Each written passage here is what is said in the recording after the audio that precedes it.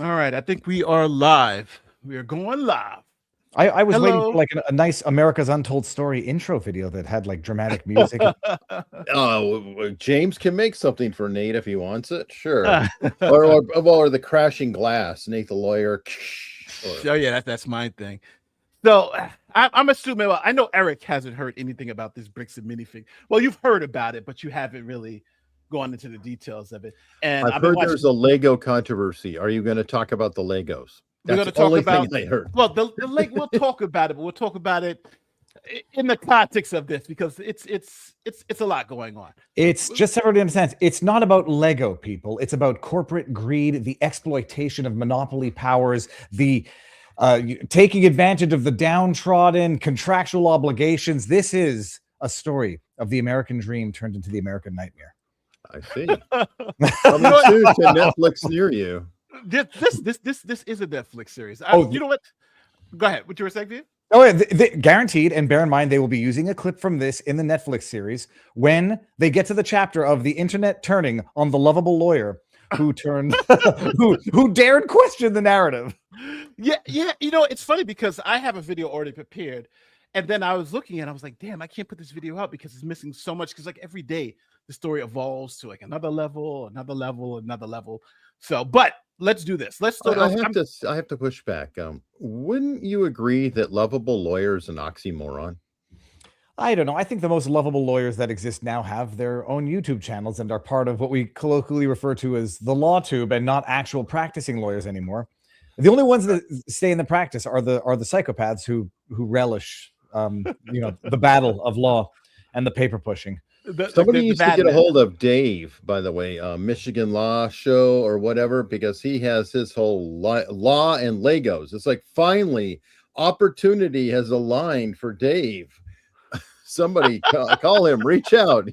Nate, we're gonna have to keep track of the chat here. I see Eddie Chi once says, Viva, the police actually stopped Ben from serving legal papers, then charged him with stalking for trying to serve papers. I'm gonna keep track of all these comments because they need to be addressed. You know what? So we're gonna address this, and I think the best way to address this is in essentially three ways. The police misconduct, which there is much police misconduct, right? So we'll talk about the police stuff in one instance. Then we'll talk about the stuff that Ben needs to account for too, because from my understanding, there's a lot of stuff that Ben is saying that is provably false, and there's a lot of stuff that's happening with funds that, you know, in the hood, we always say if it's about $1, it's got to make some sense. And there's a lot of things that don't make sense with the money that is being portrayed. And then lastly, we can talk about Bricks and Minifigs and how they seem corrupt as F2. So I don't want to make it seem like we're on anybody's side, but we're just kind of just looking and saying, okay, what's happening and what can we do? So I think the best thing to start is let me play, what's his name? What's this guy's name? Our crazy guy, Reckless Ben. I'm going to play his opening clip because I have his clip from his opening salvo to explain. So just to give us just to kind of ground us on what's happening. He does a really good job, and I got to say, Reckless Ben makes some fantastic videos. He makes some absolutely fantastic videos. So here it is. This is Reckless Ben. And I'm going to start with I'll get arrested because of Legos, because he has a nice little intro there that kind of explains it all. So here I'm sharing my screen. Share screen. Oh, but I have the power to bring up did Viva finally learn the details? He failed so hard on his video about them. I failed at nothing, good sir. That new details come out is one thing. I failed at nothing, and in fact, I err on the side of caution on all sides on this, unless the person thinks because I said, maybe Ben crossed some lines in terms of his original attempt at spy versus spying, a victory over the Lego. Thus far, if I make a mistake, trust me, dude, I'll correct it. And thus far, I've been erring on the side of caution to not make mistakes. So here is just for anybody who doesn't know what's going on. Here is just the opening montage. Search warrant. Step outside, everybody. No, don't move. This is the story of how I got swatted, all because of Legos. The whole thing started with me investigating a Lego company called Bricks Minifigs. The company sent two guys to steal the world's largest Star Wars Lego collection worth around $200,000. And for some reason, the police are helping them get away with it. The family reached out to me saying that I'm their last hope to get them their life savings back. The video I made exposing them was actually insane. Check it out if you haven't seen it yet. But we ended up taking them to court, and we actually won. When I went back to the store to collect my money, they literally shut down the entire store just to avoid paying us. Dang it! So I personally gave them an official closing ceremony, and it went extremely viral. And now the entire world has seen how corrupt this Bricks and Minifigs company is. We didn't get the Legos back, but I mean, we shut down an entire business. We still had to get the Legos back. Yeah, I made a promise to this family that I was not going to stop on my journey until we get them their entire Lego collection back. Okay. Eric, do you have any questions? I mean, okay. I still want to. I see somebody's presentation. I really don't know exactly what's going on. There's a ton of details that need to be filled in, obviously. So. One minor immediate correction. Do we want? Yeah, there we go. It's not the world's largest Lego Star Wars collection. That is held by a man in Canada named Frederick Oliver. The bottom line, Eric, all you need to know about this is that Bricks and Minifigs sells, trades, and apparently offers sale on consignment of Lego sets, etc. An like old Magic, the Gathering cards that that are worth money, or Pokemon cards, or just any other collectible. Yeah, it's like some of these Lego sets, if they're made, if they're properly put together in their original, and they have their original boxes, they're worth tons of money, like Hot Wheels. And this old man is putting his $200,000 allegedly, give or take, collection up for sale by consignment at a Bricks and Minifigs franchise in Oregon. The original franchise owner has the contract terminated. Unclear as to how much of the original on consignment collection is still there. A new franchise. Let me clear that part up. They said there's about $100,000 left. About half of the collection was still there. So they had sold 100,000, and there's just $100,000 left. So we're really only talking about 100,000. And Reckless Ben actually says that in an interview. We're really only talking about 100,000, but he was just using the $200,000 number just to make it more. So what is the claim then? That just so I understand. All right. So I go in and I say, I want to sell my Lego set. It's on consignment. You get X%, and then I get all the profit. Half of the collection has been sold, and the original consignee or consignor did not get paid? Is that the complaint, or what? Nate's going to feel this one. This is where I say details are lacking. Whether or not half was sold under the previous franchisee and payment made is up for grabs, although I think Nate's going to say payment was made for that. The portion was paid to the consignor under the previous franchisee who allegedly sold half of the collection. Is that what Nate's understanding is? Yeah. So from the interview that I saw with Reckless Ben, so just so everybody understands what's going on, there's an 83-year-old there, as we saw, 83-year-old man, Lego collection, blah blah blah blah. Now, what's a consignment? A consignment is essentially you're selling it on eBay or something like that. You're essentially giving some. Well, it's actually better to say like an auctioneer. You give your properties to somebody to auction it off. That person sells it to a third party and takes a cut of the profits, 10%, 20%, whatever have you bid. So that's the consignment process. So this 83-year-old family had $200,000 worth of these Legos. They turned it over to a Bricks and Minifig franchise, and that franchise then is selling their individual pieces and getting money for it from their split. I think the split was something like 65-45. It was some 65-45 split. So I don't want to be a pain, but from what I understand, consignment's not exactly like an auction. It's like renting shelf space in the store. Like somebody has a store and you say, I want this to be sold. You handle the transaction, but and you display it, you put it up in the shelf and things like that. They're selling it for and on behalf of the owner, who retains ownership. But once it's sold, the consignor takes a percentage of the cut. The underlying point being that the consignor, the person who gave it over to the shop, owns it until it's sold. And so that's where you get into some of the legal issues here. And by the way, Bricks and Minifigs, for those who don't know, I'm just reading a summary. It's a popular aftermarket Lego toy shop and franchisee operating with over 200 locations in North America, specializing in buying, selling, and trading new and used Lego sets. I never heard of the place. Oh, Minifigs. stores and I missed. Okay, I'm laughing because my math is off. Like 65-45. I'm like, yeah, it's 55. I'm duh. But go ahead. What you were saying? No, and Minifigs. I didn't understand what the Minifigs. I was picturing like a fig tree. It's mini figurines. So figurines. Okay. There we go. So now at least the name makes sense. Now, at Well, least look, I got confused because in his video, it looked like he was wearing a fig leaf over himself or planning to. So I had no idea what minifigs were. well, but Bricks obviously and Minifigs. So it seems like right. Well, you know what? Let me play the clip because I do have the clip of him saying how much was actually left and whether it was $200,000 or not. This is a detail. It will be relevant only for the quantum, not for the underlying principle. Yes. Let me see, $200,000 because he's on this. Let me see. Because apparently the collection is worth the collection was worth give or take 200,000. It's unclear how much was sold by the original franchisee who had their franchise agreement terminated by corporate, allegedly for breaking the rules. There's a claim that they're not allowed selling on consignment, but that's a disputed claim as well. And then the new franchisee who took over allegedly did not return or is denying owning or being in possession of the remaining whatever that is of the original collection. Yep. Searching through his Yeah, see, people in the chat who they're saying 30% were sold. So, and then the question is sold versus payment made to the consignor are two different things as well. And so what the corporate is alleging based on the leaked body cam footage where he was on the phone talking to American Fork Police in Utah with the former new franchisee is that the former franchisee has left, fled, absconded to Europe and took the money and whatever. So we don't know if it's indeed true that 30% were sold, if the payment was rightly made to the owner whose name is Brian. Last name starts with an M, Nate. What's the last name of the company, of the family that owns it? Mansell. Okay. Do we know for sure that the original franchisee gave up possession of the collection and did not take it with him or her?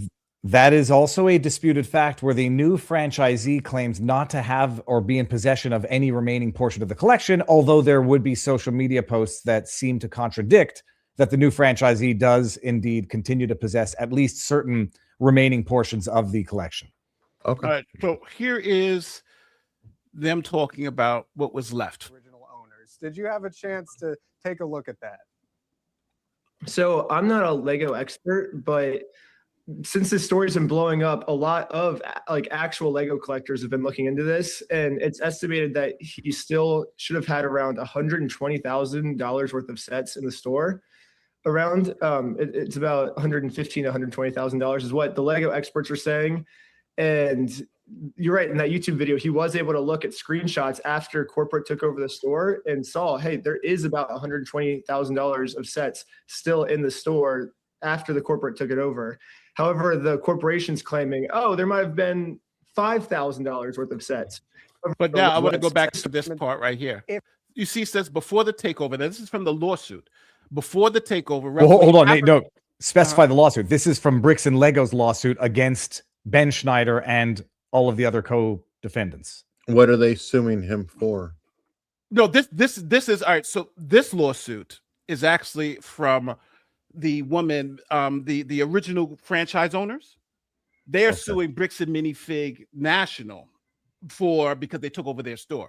So in this allegation, they say before the takeover, roughly half of the collection had been sold and proceeds paid to Mr. Mansell, leaving consigned inventory in the store at the time of BAM's seizure worth approximately $100,000 to $125,000. So we're not talking about $200,000 worth of stuff. We're only talking about between $100,000 and $125,000 worth of Legos. Well, still hold on. Significant amount. Yeah, but I think it's good to be clear about because they're saying 200,000. Well, hold on. He is acknowledging it's only 100 to 125,000. Well, no, good to be clear. That's the franchisee. That's the lawsuit of the franchisee that had their agreement terminated by corporate. They're suing corporate. So that is for anyone who wants to digest it. It's arguably a self-serving allegation where they are saying, oh no, we sold, let's say, call it 80%, not 80, but 40% of it. And we remitted payment to, they might be covering their own asses. That might not be true either. They might have sold it and not made payment over to the consignor, but everybody just has to bear in mind from which lawsuits we are reading. That is franchisee suing corporate saying, no, we sold half of it, paid the required payment to the consignor, and the other half remains with the new franchisee who took over after we were terminated. So well, that'd be pretty easily provable. But I would record of the payment. Yeah, because I want to make it very clear. No one is making the consignor, the person who owns it, is not making the claim they didn't get paid or didn't even get half of this. What their claim is that their property, the other half wasn't sold and they wanted it back. And when we go forward, actually the $100,000, Reckless Ben paid them the $100,000 for the rest of the collection. So they were so there's only $100,000 left. And that's if we just take everything into account. Reckless Ben paid the original owner $100,000 to get the Lego to own the Legos. Okay, so he's buying the second half. He gave them money to cover the second half. I'm confused. Yes. So what happens is that Reckless Ben, so he can sue them personally. He said, I'm going to buy, because in a consignment agreement, the person who's a consignor, and the 83-year-old man, allegedly, but the 83-year-old man, he still owns it. So he can sell it to whoever, right? Even though so what he did is he then sold his interest to Reckless Ben and 10 of his friends, and for $10,000 a piece. So that now, they could sue in small claims, but just to back it up, so I brought up a comment that said even Ben admits that they got paid for the first half, and what they did for the second half as part of the scheme in part 1 of Reckless Ben's video, because they wanted to sue in small claims, they went out, got credit cards, borrowed $10,000, and 10 people bought a $10,000 interest, which fits the small claims cap in it's Oregon. It was in Oregon, and they all allegedly, according to Ben, we'll see if it's true, filed small claims, won small claims, got small claims default judgments, and then the franchisee, the new one, defaulted on satisfying that. So that's how they got to the second portion, which means, and I know Nate's going to come back to this and harp on this, or it'll not harp on it in the negative way, remind everybody, it means that the owner of the Lego, the old man, has received $200,000 and some odd through the prior sale and Ben and his friends buying out the interest. So he's out. He's been made full. He's got all his money. So at this point, and I think people need to realize this story is not about making the old man whole. He already got the $100,000 as Viva and the $100,000 from Ben. So the only people who are out of money at this point is Ben and his friends, right? They're out $10,000 a piece, or $100,000 in total. Now, a question on that, since it got split 10 ways and you said it was under the threshold of small claims, does that mean effectively there are 10 small claims lawsuits against B&M? And allegedly 10 small claim judgments by default, which is yet another apparent disputed fact, because Nate's might clarify. It seems that their default judgments might either the default judgments could not be served, or the default judgments were themselves tossed because of improper service. But we'll get there. The underlying point is that apparently, and this is where Nate's question comes in, the Lego owner has been made whole. And so it's unclear what the GoFundMe is raising money for right now. And it's unclear where the injustice to the original consignor has been perpetrated at this point.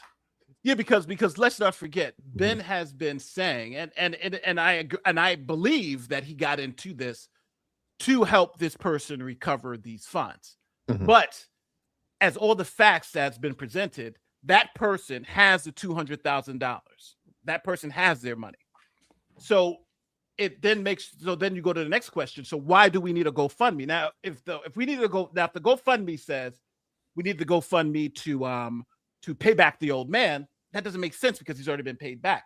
But if you say if it's only for Reckless Ben so he can do his legal fees, then I can see that. But if if you say, hey, this money is to go back to Reckless Ben so he can get his $100,000 back, or they get their $100,000 back. Can we go look at it? Can we look at the GoFundMe and look at the wording of it and see what you have the GoFundMe pulled up, right? And let me pull up one of the comments here. How do I bring this one up? It's from Russo the Frozen, but hold on. Here, I'll bring it up this way. Brian, this is the way they structured it so that apparently, Brian loaned the money back to Ben. Brian is the owner. Loaned the money back to Ben to pay off all the credit card debt, so he's still out $100,000. That's this the sounds way like a money laundering. No. But that's a little a beautiful ending. I'm going to say I don't think that's accurate or true. I think Ben took out credit cards. They took out credit cards and paid for the interest. And they literally are on camera handing over the $10,000 to the original owner for the thing. So this wasn't this. And matter of fact, we have this video. I gotta highlight. I know that this is how they structured, and I'm calling it a scheme, not in a criminal sense. This is how they structured everything in the original video to make it funny, to show the hoops that Ben had to go through. Ben Schneider allegedly has got a net worth of anywhere between $1 and $3 million. The idea that they would get a credit card. I mean, it's funny that they would get a credit card to borrow $10,000 against a credit card at 24% annual interest. I don't know if it's, as opposed to borrowing from a bank at 4%. They did it in a humorous way, which is what I'd say the production value, the spy versus spy, finding a problem. Say it again. They did it for points. Yeah, no, but it's so great. Anyway, that is what they say they did in the beginning, and they're on camera getting $10,000 off a credit card. Just for all the young folks. Let me show the video, because let's explain to people, like, show the video. Here's the video. Here's a video of exactly what happened. So nobody, so people in the chat don't get. This is what they said. So also, just word of advice, financial advice, free. Don't borrow money against a credit card. It's the worst interest rate you're going to get. You can get better. You can get better, whatever. Especially for $10,000, you can get a much better interest rate from a bank. But okay, maybe or the mafia, probably. Yeah. Or that. Starting with myself. First, I signed up for a credit card and then used that credit card to walk into the bank and take out a $10,000 loan. I then used this $10,000 to buy a few Lego sets from Brian, specifically these Lego sets. And according to the legal paperwork, they're still Brian's to sell to me. But just in case Bricks Minifigs tries to argue that for some reason this wasn't a legal sale, I hired a public notary to officially approve the purchase. It's official. We have a public notary approving it. Now, just they're not clear, approving. They're just saying that you signed papers. It's saying this is the person who signed this document. Yeah. They're not approving anything. So, but in a bill of sale, that's probably the best, right? This is the person that signed, but that's it. She's not approving anything. But this, I believe, you could say this is a lawful sale. Now, Reckless Ben is the one that owns that $10,000 worth of Lego sets that he bought off of that list, right? Well, yeah, but if there's 10 others, or I guess he owns, I don't know which $10,000 worth of Legos, but okay, cool. Yeah, because there's a list here. If you look, there's a list here. Oh, okay. And that list. So what happens is, this is the list of what they believe is on, is in the store, right? This is because when the franchisee got taken over, they gave them a listed inventory. So this was a list of saying, this is what hasn't been sold yet. So they bought. So in other words, they said, well, hey, we'll buy the ones that are still on consignment that hasn't been sold.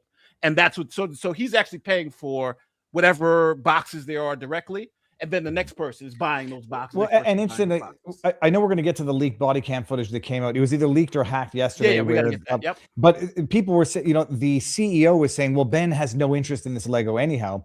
And, my response to that in my, expert legal analysis is he could have acquired the interest in it. That's not off the table. And the fact that they pretend that these transactions could somehow not be binding, where the old man or his son could have transferred either the interest in the Lego or the rights to any legal claims to Ben, who could then sue on his own behalf because he's been assigned the rights or interest in the Lego or the claim. Okay. Yeah, he bought title. He bought title. He bought title to the property, so he now owns the property that's on consignment.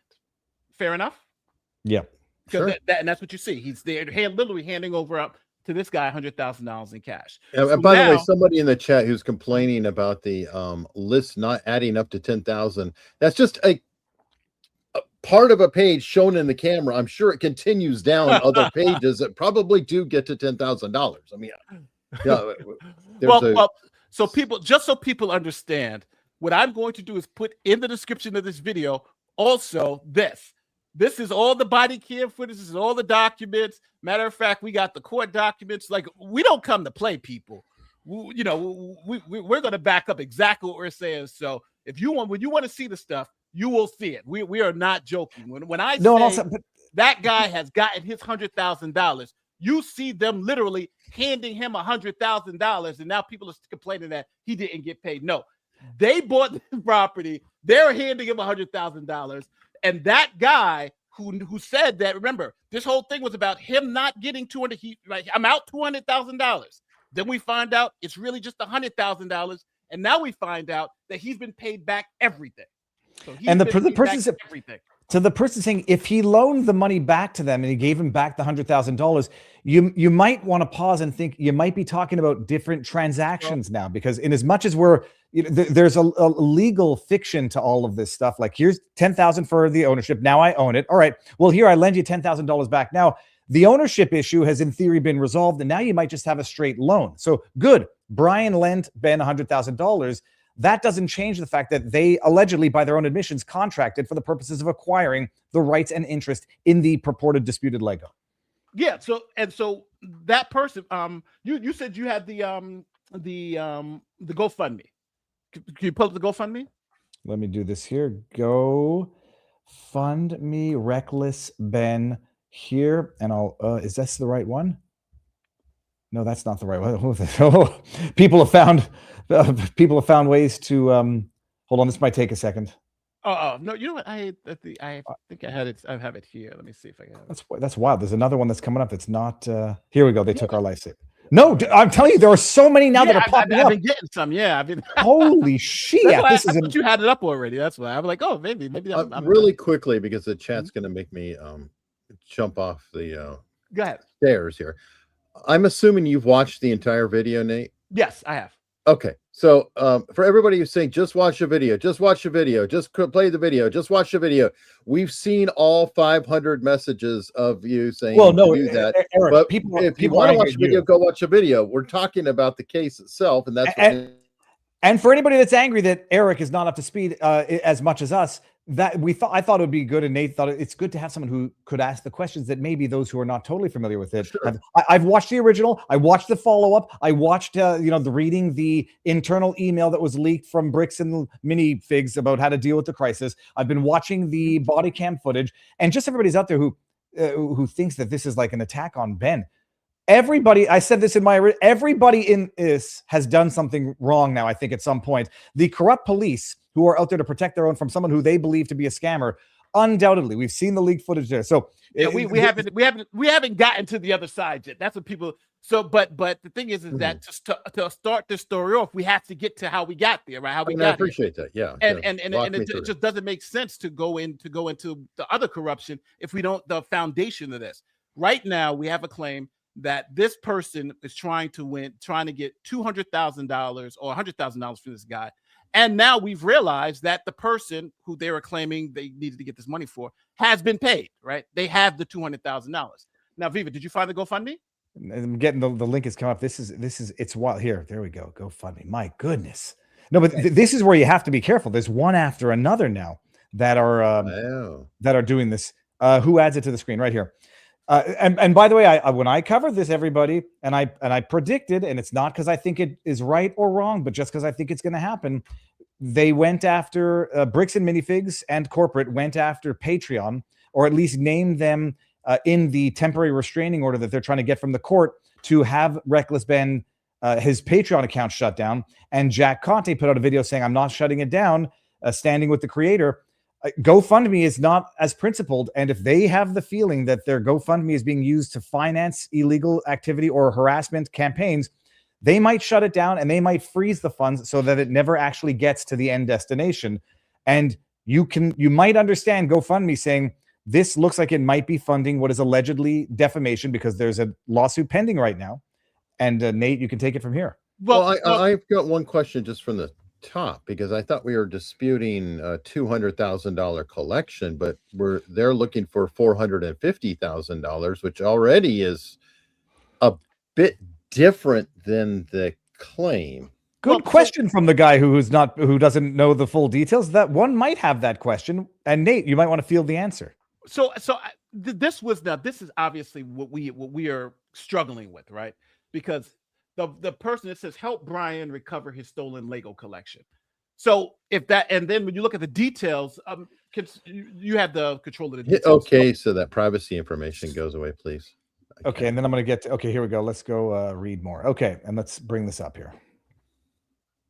Can you read it? I'm a little far from it. Brian and his 83-year-old father spent the last decade building an incredible Lego Star Wars collection. They shared their passion, resulted in 780 sets, more than 1,200 minute figurines, with the hope that one day selling the collection could pay for the grandchildren's college. Last year, Brian consigned the entire collection to Bricks Minifigs store in Kaiser, Oregon, so it could be sold over time. Collection was so impressive, it drew news coverage, huge crowds at the store. But in November 2024, everything changed. Bricks Minifigs corporate took over the store during a dispute with a franchise owner. When they seized the store, they also took control of Brian and his father's collection, even though it did not belong to them. According to Brian, the company removed the identifying tags from the sets and continued selling the collection instead of returning it, claiming he could not prove ownership. Brian and his father have tried going through the authorities and legal channels, but the cost of forcing action could cost tens of thousands of dollars. This fundraiser is to help Brian and his father recover their collection. So this is a little bit different than be paid for it, or the value of it. Or the value of it. That covers it. And cover legal costs, although we're not sure whose legal costs. If you can help in any way, even just sharing the story, it means a lot. Okay, so that's I've got to point out something that I've already seen here that added to my confusion. I kept hearing 83-year-old guy and Brian, and I was under the impression that there was only one person, and he was like in his 80s, that was getting it all taken away. His son who owns it, so it's kind of confusing. But his son is mediating it. You know, obviously. I want to bring this up, not to prioritize the Rumble, the super chats on my channel, but he has not been paid. It says Russ of the Frozen North. You're misrepresenting the video. If you move forward 30 seconds, you will see that they handed the money immediately back to pay off the credit cards and keep from paying interest. So let's just assume that this is even true. It means that he's been paid for the Lego, and now he's just got a loan to Ben and their friends. So that's a different legal fiction right there. So understand what that means. He's not owed money for the Lego anymore from the franchisee because he's been paid. And whether or not he decided to loan that money back to Ben so they could pay back the credit card loans without paying the interest, that's a different contract if you actually believe that that's what's going on. So nobody's misrepresenting anything. If you want to go by these legal fictions, they have now entered into a different legal fiction that is a loan between Brian and Ben and the others that has nothing to do with the Lego anymore. That's a loan to pay off your credit card debt. He wanted to do it because he's a good man. He helped him get his Lego set back and get paid for it. Here's $100,000. Now, if the GoFundMe goes to that, then those who donated can decide whether or not that was their understanding of where it was going to go. But it seems a little weird. I've got to say, just from the outside, it makes me uncomfortable. The idea of like the narrative is, hey, he takes his Lego set to the store and they're going to pay him, but then lo and behold, they pretended that it wasn't his anymore and they're selling on their own. So now a YouTuber steps in and says, oh, I'm going to make a video on this. And, you know what, to make it better for you, I'm going to go into Hawk and I'm going to give you your money back. But I really couldn't afford to do that. So could you loan me the money that I just gave you? Is anybody else a little befuddled by this transaction? It's obviously, well, you know what? Let's play the whole action out because again, so everyone understands. For Ben to sue, he has to have ownership of the Legos. Right? Okay. He has to have for him to be the plaintiff to sue, he has to own the Legos. And we know for a fact that he did sue. So that means he bought the Legos from the guy and gave that guy $100,000. But now let's continue to go on with the video. Now, if that guy loaned Ben back the money, then that has nothing to do with the story. Okay, you guys are both lawyers. I'm a certified dumbass because I actually understand the consequences of entering into contracts by their own admission. And what Nate said is exactly the point here. In order for them to sue in small claims, they had to have ownership rights or title rights to the portion either of the claim or of the Lego. And if Brian decided to lend Ben and his friends back the money so they could pay off their debts, that's a new contract. Period. Yes. I have a question though. Did they have to own 100% of it, or could they have owned 1% of it and still owned? If the collection is as a whole and it's valued as one thing, if they're one of the owners, they might not have to do the entire 100,000. Last time I checked, they'd still have a claim. That's what they did. They only did like 10,000. So they didn't do the whole. They did 10,000 times 9 people. Let me just play this straight out so people can see it. I signed up for a ton of more credit cards, took out a bunch of more money, and each of my friends bought $10,000 worth of Brian's Lego sets. $10,000 for you? Here you go. Thank you. You felt the need to bow. This is when we realized there's actually a big problem with our plan because we're now all $10,000 in debt, and if we don't pay the banks back soon, the interest is going to destroy us. Dude, what's the problem? So at this point, we're all in agreement. He's got $100,000 for that Lego, right? Yes, he's been made whole. He's been made whole. We're $10,000 in debt. Well, how do we solve this, dude? What do we do? We just ask our friends if they have like money to like loan us. Tommy, I'm in a lot of debt. I mean, it's funny. Know if you have $10,000 to loan me. No. What? Dang. Well, it was worth a try. Michael, do you have $10,000 to loan me? I literally do not have $10,000. But this is when we remembered that our friend Brian just made about $100,000 from all the Lego sets he just sold us. I bet he has extra money he could lend us. So we gave Brian a call. So we're in a really, really weird pickle right now. I just need $10,000. That's all. I'll give it back. This is weird. I know. It's crazy, but like. I can see about it. Oh, okay. Yeah. Oh my gosh, sure. Brian legally gave each of us a $10,000 loan, which allows us to now pay back the banks to avoid interest. And it says in the paperwork that once we win these court cases against Bricks and Minifigs, we'll pay Brian back.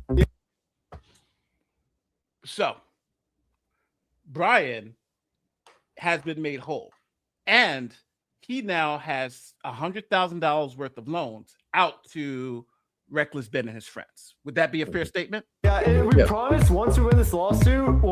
And Yes, he's invested his $100,000 in them. yes.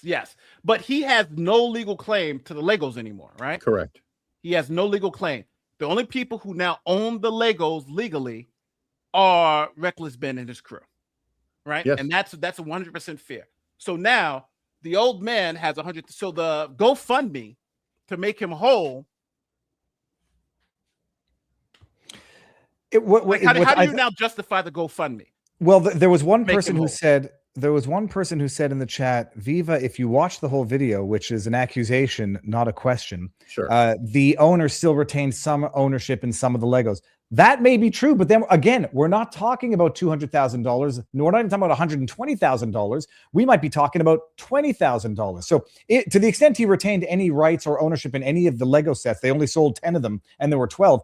That's true. That's, again, a different amount, a different prejudice. And someone else, I think it's on your side, Nate, said, sorry, that's not the one I wanted to bring up. It was a yellow super chat, which is where I think we're going to go with this now, because people are angry that it's Robin Hood versus the rich, and we're not yet ragging on the rich enough. The fact that the original owner didn't want to get entangled in a civil suit, so Ben bought the ownership rights, agreed, we all agree, to gain standing, we agree, and does not diminish the overall harm he suffered, we agree. Then the question is going to be, what's the overall harm? I appreciate frustration and Bricks and Minifigs acting like idiots, because when you understand that Bricks and Minifigs corporate now is not doing this over $220,000, they were doing this over arguably $120,000. Correct. And the new franchisee also acted a fool. The franchisor, the master franchisor, McNeff, acted a fool. The American Fork cops, who are obviously in religious bed with McNeff because they're Mormons and they go to the same church allegedly, are all in bed together. The American Fork Police Department's violating. Now you're getting way ahead of me now with just like a ton of insight. Because they went and arrested Reckless Ben for allegedly stalking, alleged harassment. Well, we haven't got to that though. We got to chronological. Tell it out. Remember, all right. So right now we're talking about now Reckless Ben has the interest. And so he's essentially bought the Lego system. He owns the Lego sets. Okay. Now, remember, Lego. So now Ben and his 10 friends sue the franchise for the Legos. In small claims. They sue. Because, and the reason why they did this because small claims was $10,000. So they sue they sued them in small claims court. Now, when they sue, Reckless Ben essentially says he won the lawsuit. And I'll play that again, because I know if you don't literally play what they say, they're going to people say he didn't say that, he didn't say that. So he claims he won the lawsuit. And this is where the $1,000 challenge comes in. So I'm going to put this up on the screen so we can see it. And Ben is going to say he won the lawsuit. And he's going to tell us exactly what his recollection of what happens. This man spent his life collecting what's now known as the world's largest Lego Star Wars collection ever. It's estimated to be worth around $200,000. And then the entire thing got stolen. And the police are actively working with the thieves to cover the entire thing up. But the craziest part is that the collector doesn't even know that his collection's been stolen.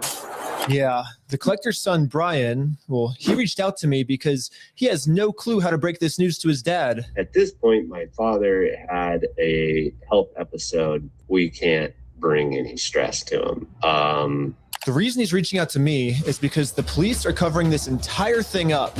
And at this... Now, hold on. Let me do this real quick. I want to bring up Geek Outlawed says all the small claims were dismissed, which we're about to get to. Allegedly. Yes. This is where, you know, it's tough to know No, exactly man, what I promised Brian that I would not end... Let me get to... I pulled up the wrong clip by accident, but I have the other clip right here. I'll remember that. I'll add it back? Yeah, you got it back. But before I made it home, one of my $100,000, and for some reason, the police are held actually insane. Check it out if you haven't seen it yet. But we ended up taking them to court, and we actually won.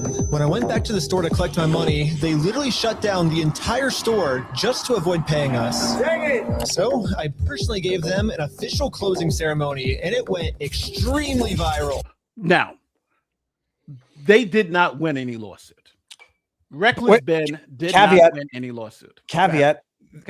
Is it not potentially possible they did win the initial lawsuit, but the default judgment was reversed afterwards? I'll let Reckless Ben explain to you what happened. Because he's going to admit that he did not win this lawsuit. Oh, okay. Because somebody asked him. So, you know, I just like to go straight to the horse's mouth whenever possible. So let me pull. How dare you compare Reckless Ben to a horse, Nate? That's terrible. So everybody understands out there, if you sue someone, you've got to properly serve the lawsuit. If they don't defend, you can get a default judgment.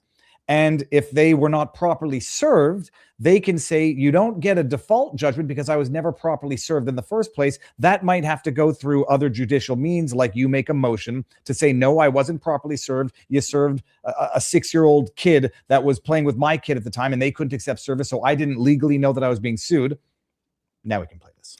All right, but that doesn't make the case go away completely, right? Somebody could refile and say, oh, you're right, I didn't notify correctly. Let me go notify them, and I'm suing again.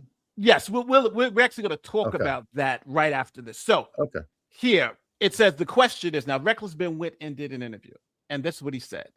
Please ask Reckless Ben about small claims court because the CEO said that they didn't win and show no proof or case number. You can ask Ben to show proof of the case number. Now listen to what Reckless Ben says. Small claims court. CEO said that you guys didn't win and you didn't show any proof or case number. Can you prove that you won those court cases? So we did. He's correct. We did not win the court case. Oh, now I know people are going to say, Nate's lying. Nate's just against Reckless Ben. Oh my God, these facts are so bad because they don't approve of my preconceived notion. But this is Reckless Ben telling you he did not win. So don't. I see the chat. Nate's bad take. No, but hold on. Play it again. What he's saying. No, play it again. Maybe if there's more to it.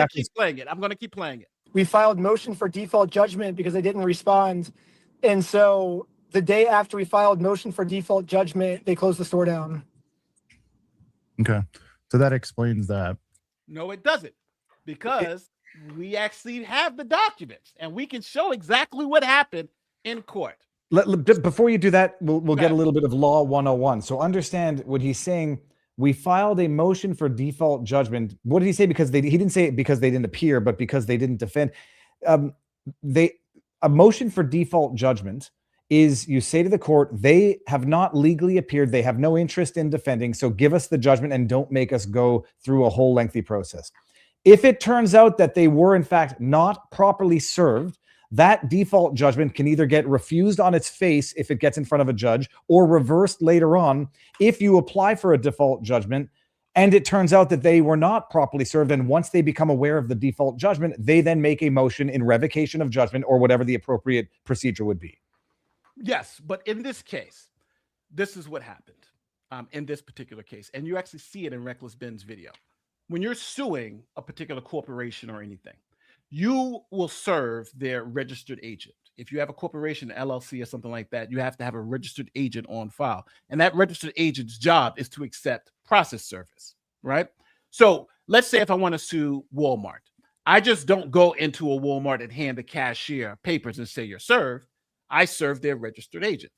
Now, when Reckless Ben filed his lawsuit, he went into the store and served the person at the counter. He didn't serve their registered agent.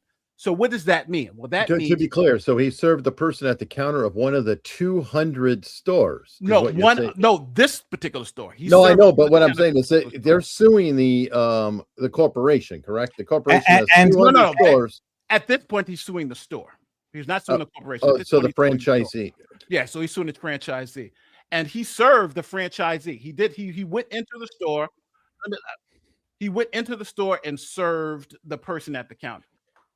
But hold on. If you use the word served, then it already sounds like it's legal. He went and remitted the lawsuit to the person at the counter claiming service. What's amazing is that in the chat, you got people who, in my view, understand and those who, in my view, don't. They were not properly served by allegedly for the time being. Maybe they were, but just to be clear, the court has gone on and said they weren't properly served.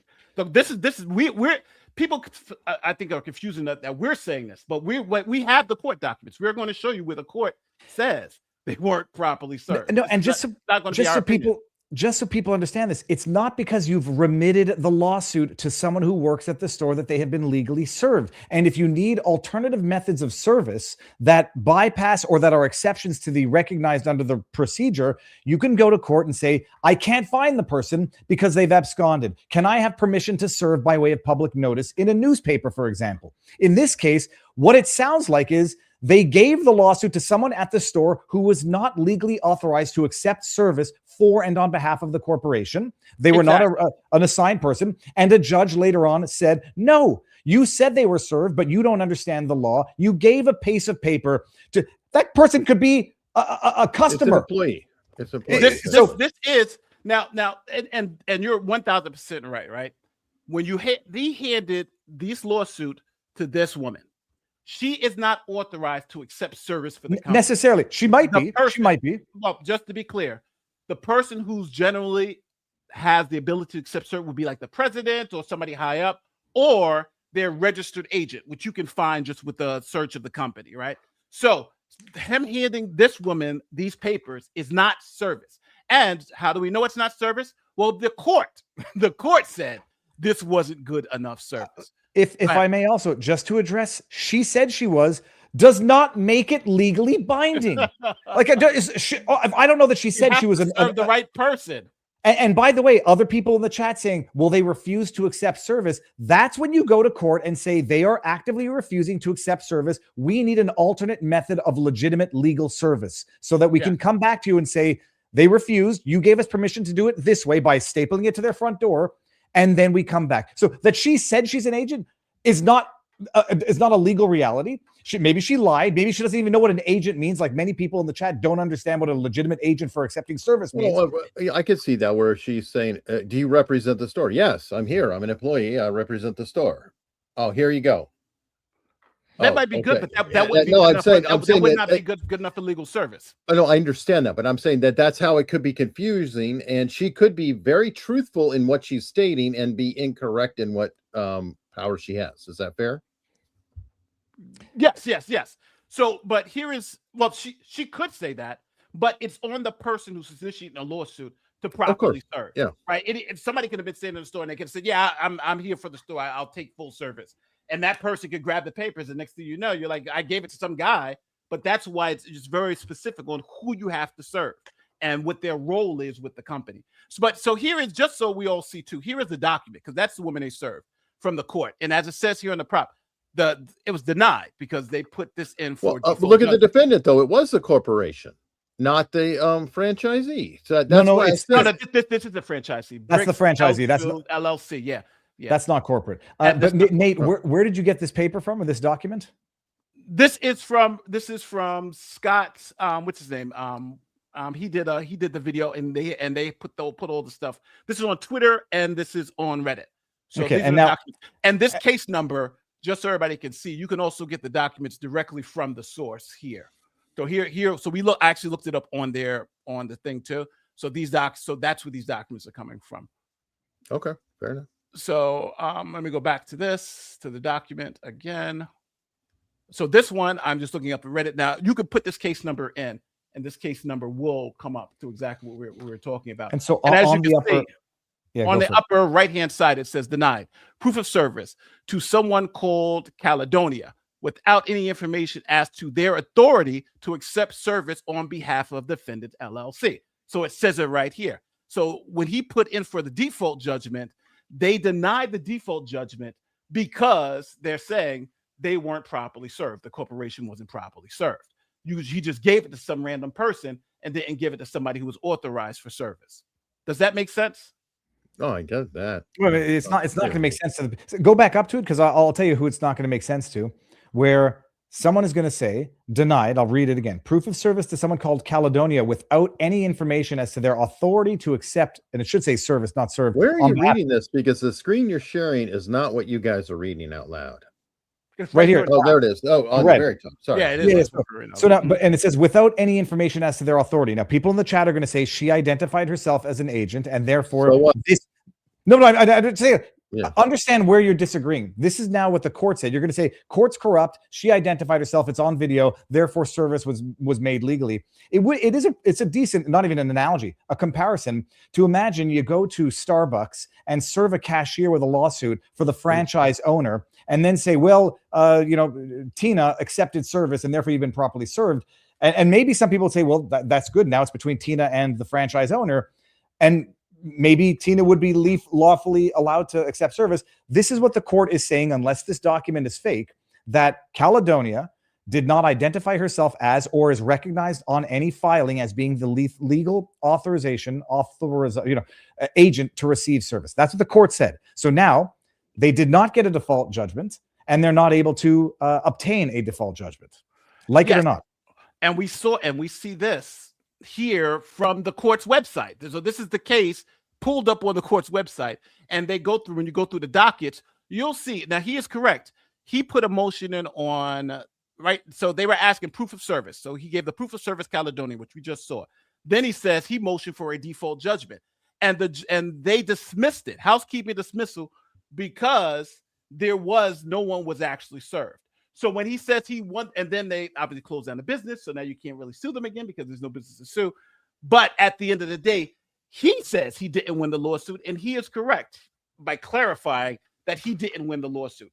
That's why he then had to sue them individually, but he couldn't sue the corporation. They had closed down. So again, when he says he won the lawsuit, they really didn't win the lawsuit. But it's I know there's semantics with this, but unfortunately, that's just what happened. So that takes us to our boy Scott Schaefer, who's now offering $1,000 if anybody can even prove that he won this lawsuit. But as you see, what's his name? Reckless Ben has already admitted that he didn't win the lawsuit. So I don't even know. Do we have to even go through this? What do you think? The chat doesn't seem to agree with half of the things that are being said. So, I mean, why not? Why not play it?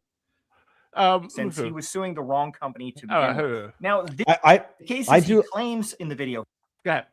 I just like I love, who's the one that called me a Mossad agent? Here we go. This is amazing, by the way. Top Guy sounds like a Mossad agent. If you are watching this stream and Mossad is in your brain, you have a broken brain. Welcome to the stream. But it's good to know that you don't know who I am. Viva Fry, former Montreal litigator turned current Florida Rumbler. Subscribe. VivaBarnesLaw.locals.com.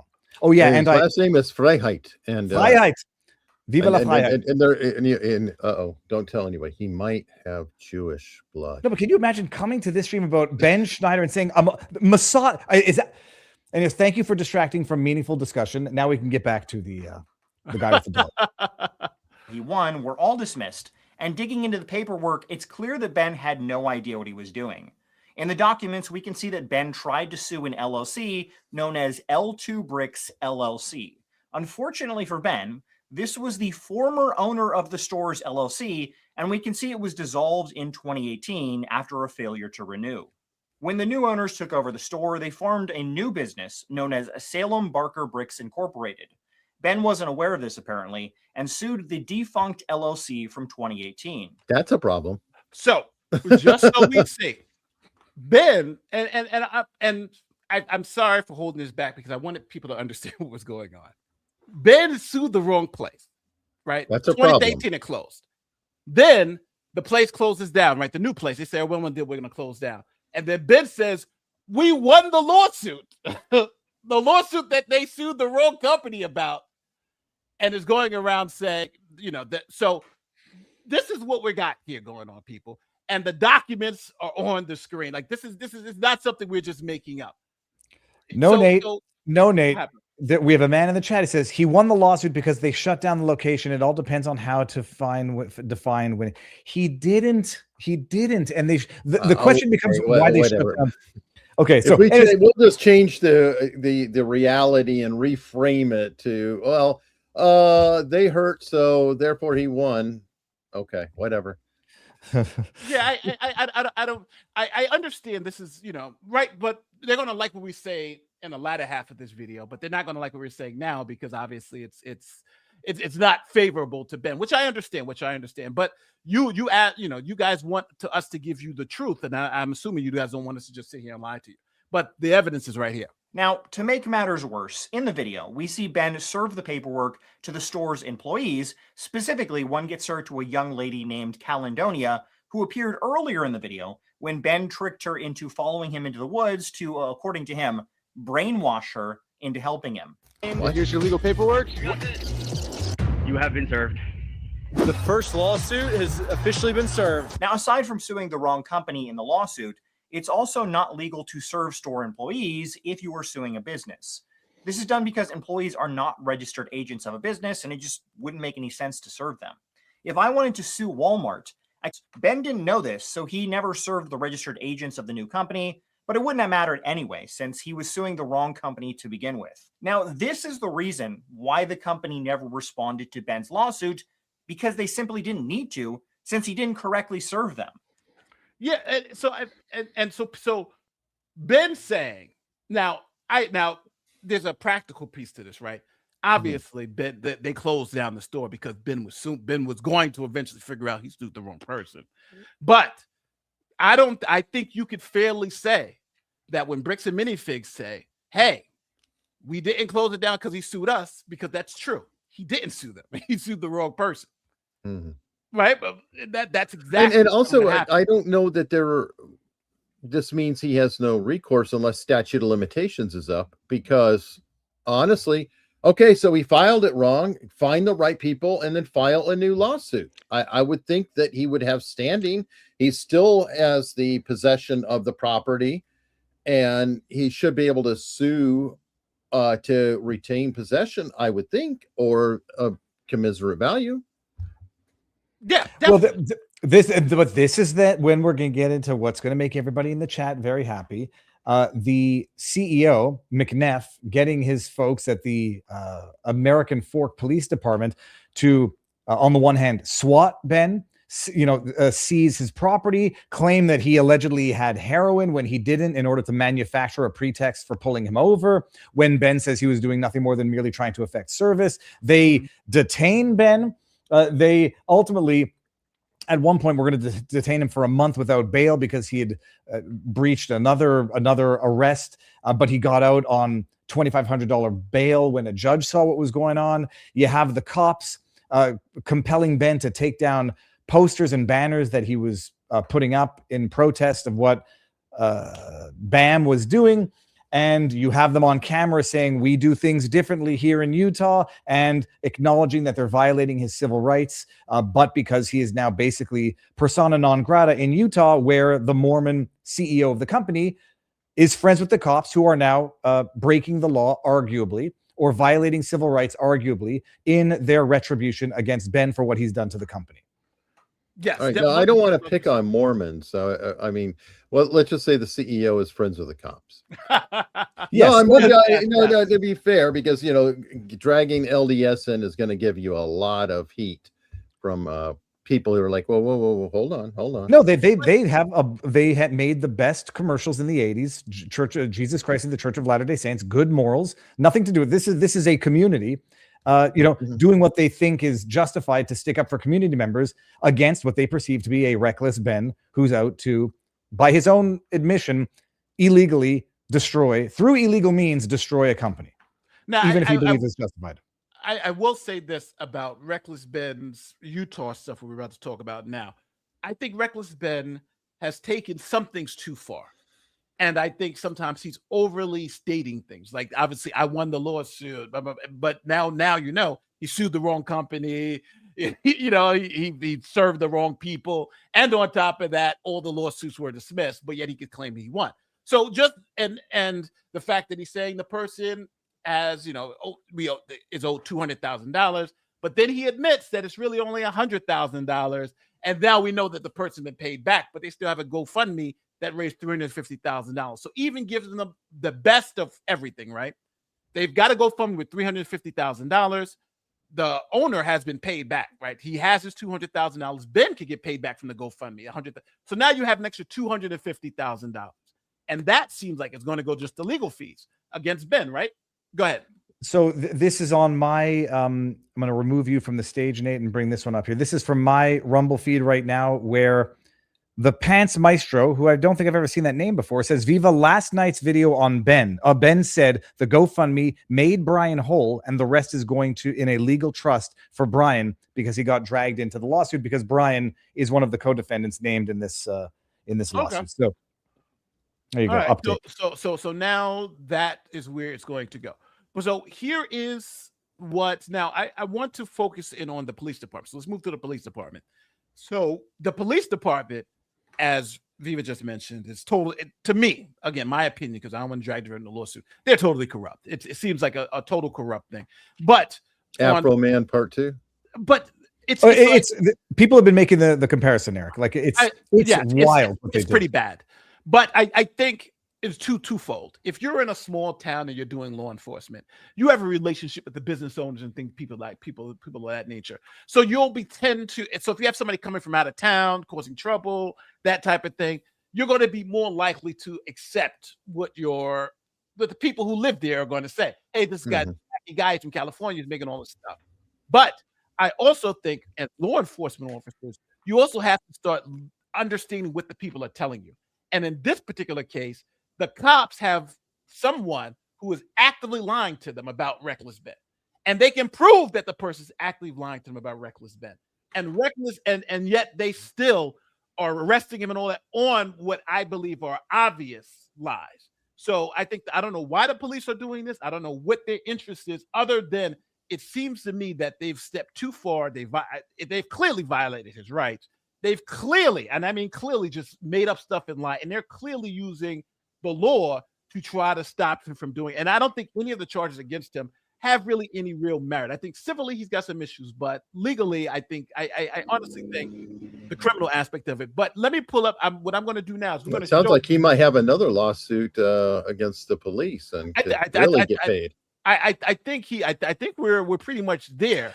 But let me ask the chat, because there was some dispute as to whether or not Ben actually dislocated his shoulder when the American Fork Police Department said he was resisting or said he was making fast movements.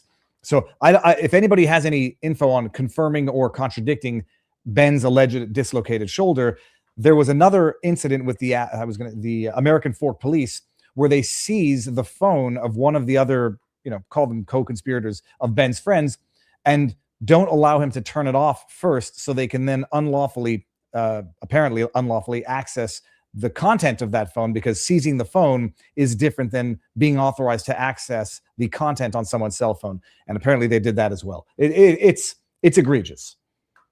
Any lawyer who recognizes Reckless Ben has been reckless, but he's still on the right side of this. I would agree with that.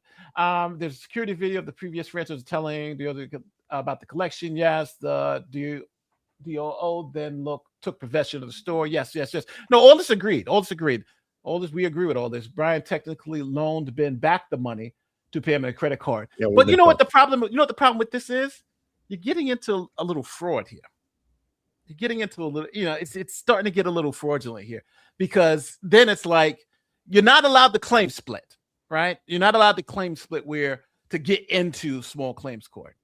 And if you're saying that he did this and then he loaned back the money to the person, you're getting into claim splitting a little bit, and you're getting into. I say that's why I said it sounded like laundering. Yeah, you're getting some real issues. So, but again, even if you're saying technically Brian loaned him back the money, Brian has been made whole, and he has a loan.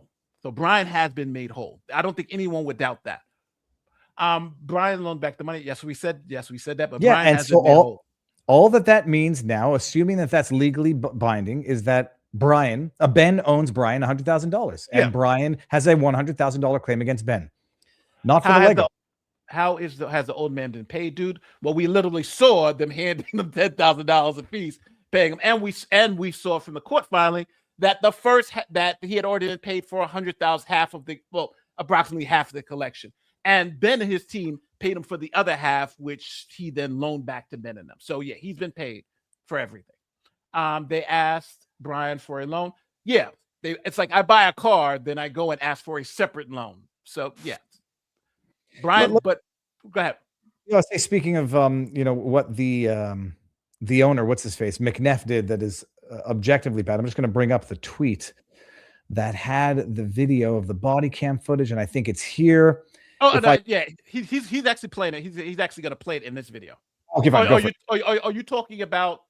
Hold on, what body cam footage? Let me make sure. I'm talking about the body cam footage of the American Fork Police when they're talking to the former franchise owner, but the one who acquired it. And McNeff is the CEO is on the phone and then tells I think it's the American Fork Police that Brian and his friends were entering into extortion, and threatened to kill somebody. And to which I said, let's get that comment out of this. We can see Eric. To which I said, it's not necessarily illegal to lie to Utah police, but it is a criminal offense to lie to them for the purposes of getting them to do official conduct, such as file a police report against Ben for threatening to kill someone. Because if he did that, that's illegal. But if he didn't, then you're getting into lying to the police, manufacturing falsehoods, so that the police then go and unlawfully arrest someone for something they didn't do because the guy said something that he knew was false. Okay. Just try to take down somebody's super chat. Nate, he has not been paid. We played this earlier. You can literally see it. You pay. We literally played a video of the guy getting the money. We already did that super chat a while ago, Nate. We did that. You did not support what business methods do you guys? Oh hell no, we don't support the business. We're just laying out what happened, right? Nothing we've said here. It's false, right? I'm like, what have we said here that anybody can say is false? I'll also highlight what I've already said as well. Even we'll get to the McNeff on the phone when he says we're not responsible for the acts of the franchisee, and we terminated that franchisee because they entered into an unlawful consignment contract. I'm not convinced it was an unlawful or against the rules of the franchisor consignment agreement, but there are cases in law where the franchisor can be held liable for the debts or the liabilities of the franchisee. And the fact that they terminated the contract knowing that franchisee was allegedly breaking the rules, well, that is some potential exposure. And the fact that the new franchisee came in and himself closed doors doesn't mean that he didn't actually own or possess at least some of the stuff that was still owned by Brian's father. So no, I have a question on this particular super chat. I'm glad you've left it here for a minute, Nate. Because I think it's getting very murky because of the swapping of the money going around or whatever. The fact that the original owner didn't want to get entangled in a civil suit, so Ben bought the ownership rights to gain standing, does not diminish the overall harm. I actually disagree, because why did he put the Legos up? It was to sell them. So the purpose of the Legos, in my opinion, was to collect money, right? And if he was given the money that he was seeking for the Legos, it absolutely does diminish the harm. He is in nowhere near the harmed state after getting paid, or am I wrong? Yeah, he's got a loan with Ben. Ben owes him the $100,000. The Legos But that was a choice. He already got paid. He got paid. He was made whole. Yes. So now it's between him and Ben. Yes, and it has nothing to do with the Legos right now when it comes to the owner. The owner has nothing to do with the Legos. It's about him and Ben. Ben and his team owe him $100,000. And that's why I said that the harm seems like it absolutely is diminished. But whatever reason, it doesn't matter. If they were evil, horrible, nasty, the victim, the person who lost the property, has been paid for his property.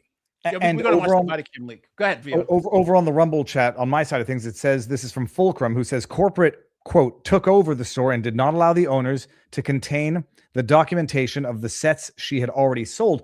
I think there's a decent argument that corporate and the new franchisee also did totally inappropriate things and also made it much worse by just failing to address, though it was a remaining $100,000 claim for Legos. And instead of turning it into advertising promotional material, they turned it into the most goodwill damaging, brand killing back and forth with some reckless bet on, hey, congrats to the victor go the spoils of not having resolved your $100,000 Lego set dispute accordingly.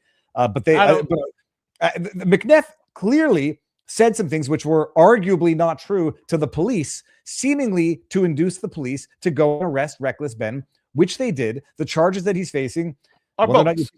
Well, I mean, the stalking, harassment, criminal harassment, showing up on someone's front. One of them is tenable, picketing on someone's front lawn, which I think is one of the charges as well. Just let me run through a couple of these super chats. Well, one, I don't know if this is $2 or IDR. So, well, it's red, so it should represent $50 or higher. The response from BAM is a problem.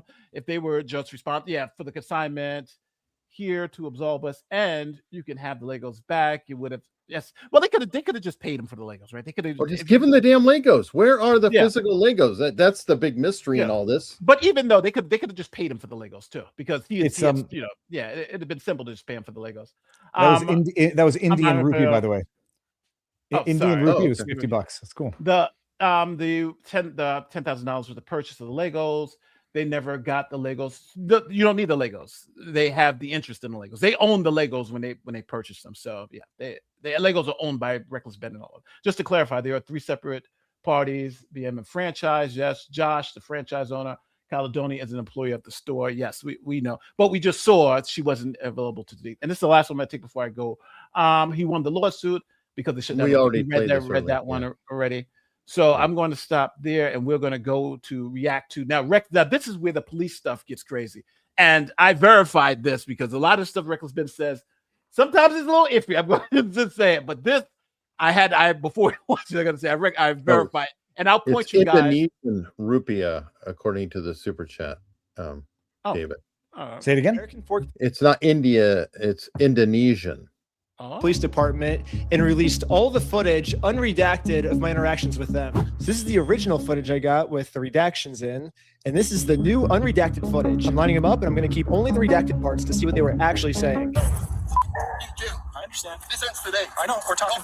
Sadly, they weren't able to get the first 2 days where I was accused of having heroin on me, but the final 2 days we were able to see a lot, actually. The footage starts with me going to Josh's house so I can serve him his legal court papers. Josh knows that if he goes to court with me, he's going to lose. So instead, a much easier option is he calls the police on me to prevent me from serving him.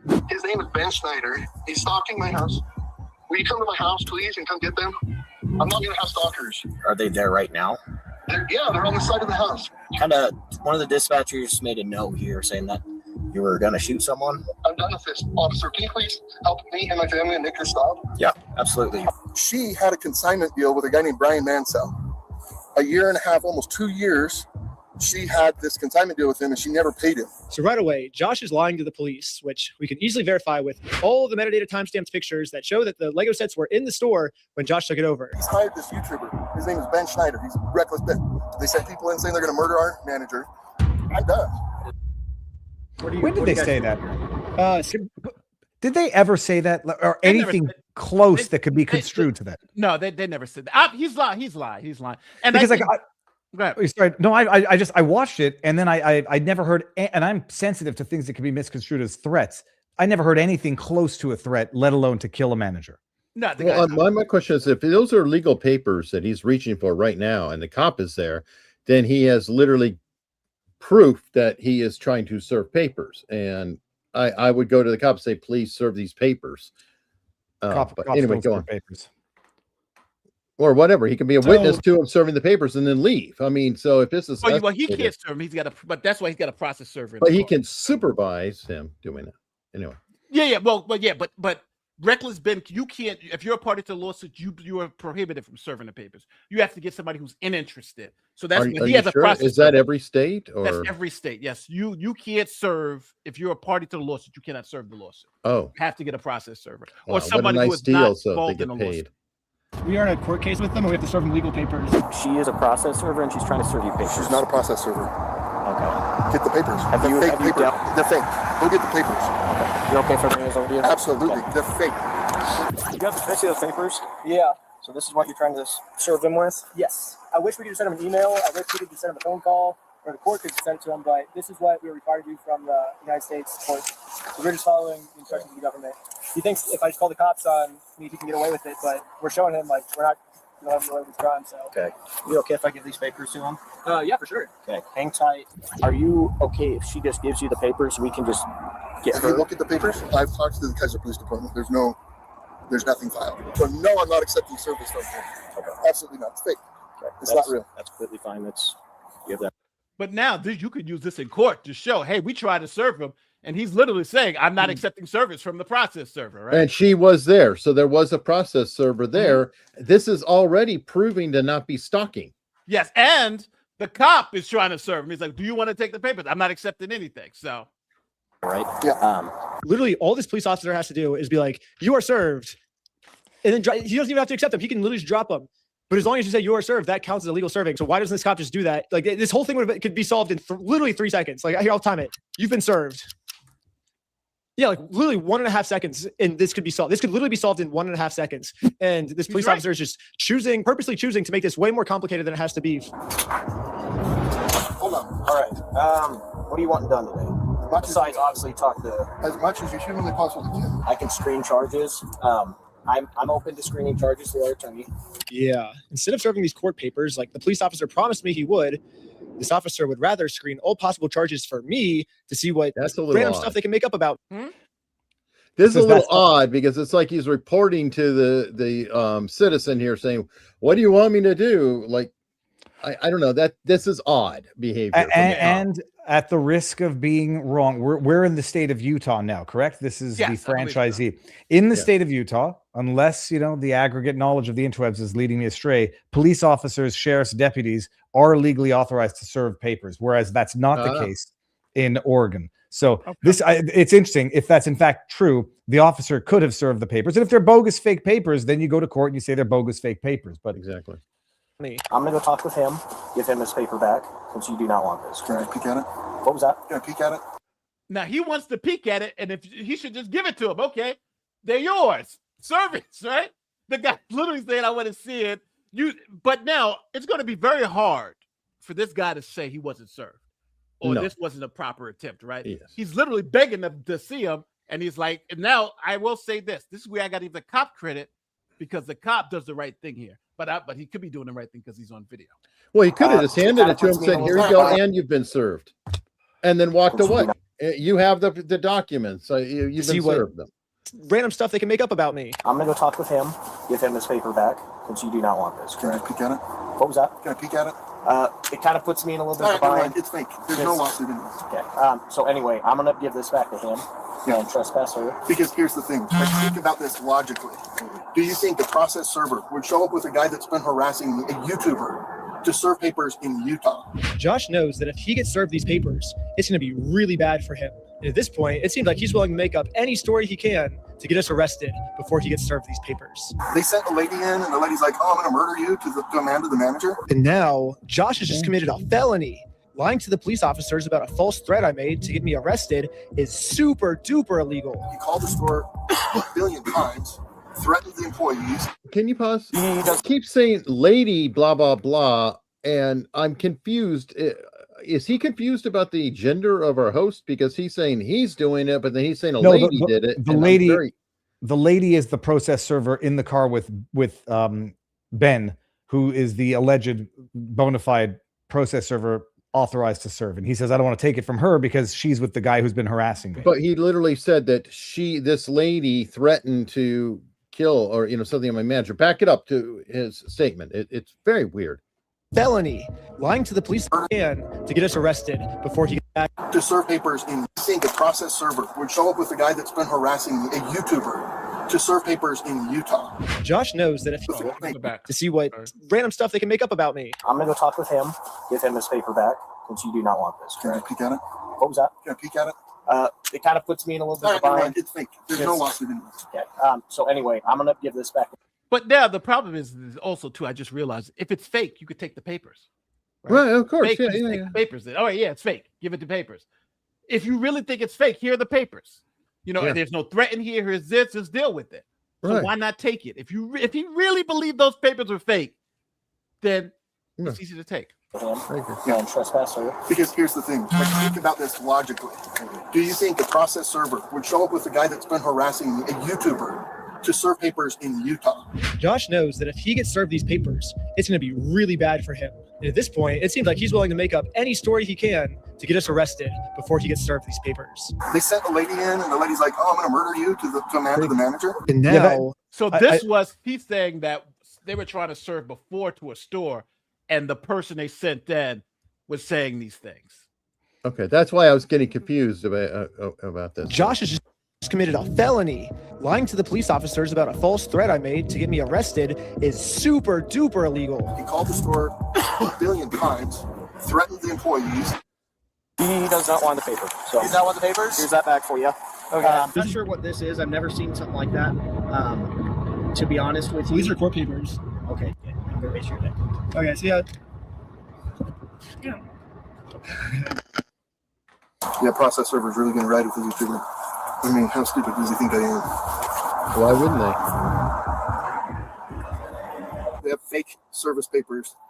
And the girl is like, "Oh no, I got to serve them these papers." Like they printed up a fake lawsuit, And I'm like, "Oh yeah, do you think the process server would really be riding with the YouTube guy to deliver papers to a guy that he's been harassing?" Yes, because why wouldn't they? That's the guy. Yeah, that's the guy. That's the guy you need to serve. That's the reason why. Well, not just that. He's a YouTuber. He's doing it. He wants the content. Of course, he's going to ask to ride along. Anybody else getting Dana White vibes from this guy? I feel like I'm listening. No, but sometimes in process service too, they're like, what's the person look like? So they'll give a picture or something. But sometimes they'll go along and be like, oh, that's him. That's the guy. Before we had the internet and where pictures were readily available, sometimes you'd have to go. I'm like, do you think I'm stupid? Yes. Yeah, pretty. I don't know what to do. He's kind of squirrely. I'm sorry. Did you call the police again? I just don't know what to do, man. I'm done with these guys.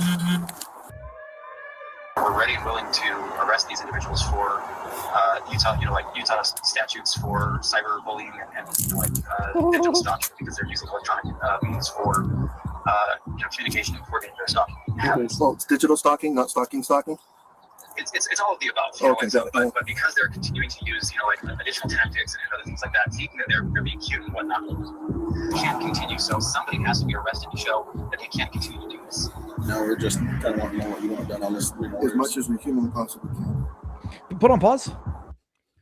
I had posited it as well. Typically the franchisee is not liable for the franchisor is not liable for the debts of the franchisee unless they have sufficient control that they act as an agent. What's clear to me in this is that the CEO is using this former franchisee effectively as an agent. This is the franchisor conducting the business of the franchise. And if he was doing this with the prior franchisee, then there is a good argument that they could be held liable for the debts of the previous franchisee. But what's clear here, this guy is literally the agent of the CEO while being a franchisee, which tightens the potential liability between the franchisee and corporate franchisor. Agreed. Yes. He's going to submit, have a screen for charges with our prosecutors, right? With our city prosecutors. He is very adamant that he wants to serve you with papers. Okay. That's fake. That's illegal. You can't pretend to be a process server. So you can't. It's illegal. Why not? In the state of Utah, to be a process server, all you have to do is be over the age of 18 years old. You got to be not affiliated with the case, and you can't be an attorney. And this girl meets all three. She is over 18 years old.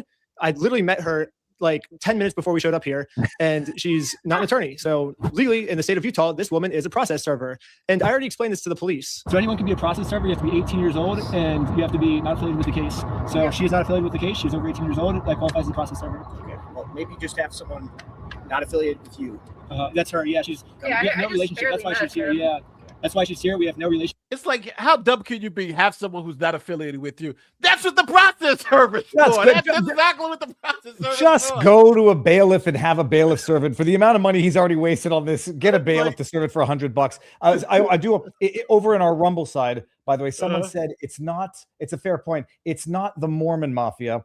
This is small town looking out for their own, and you can definitely understand that when you get this pain in the neck, at least to the cops coming in from Oregon.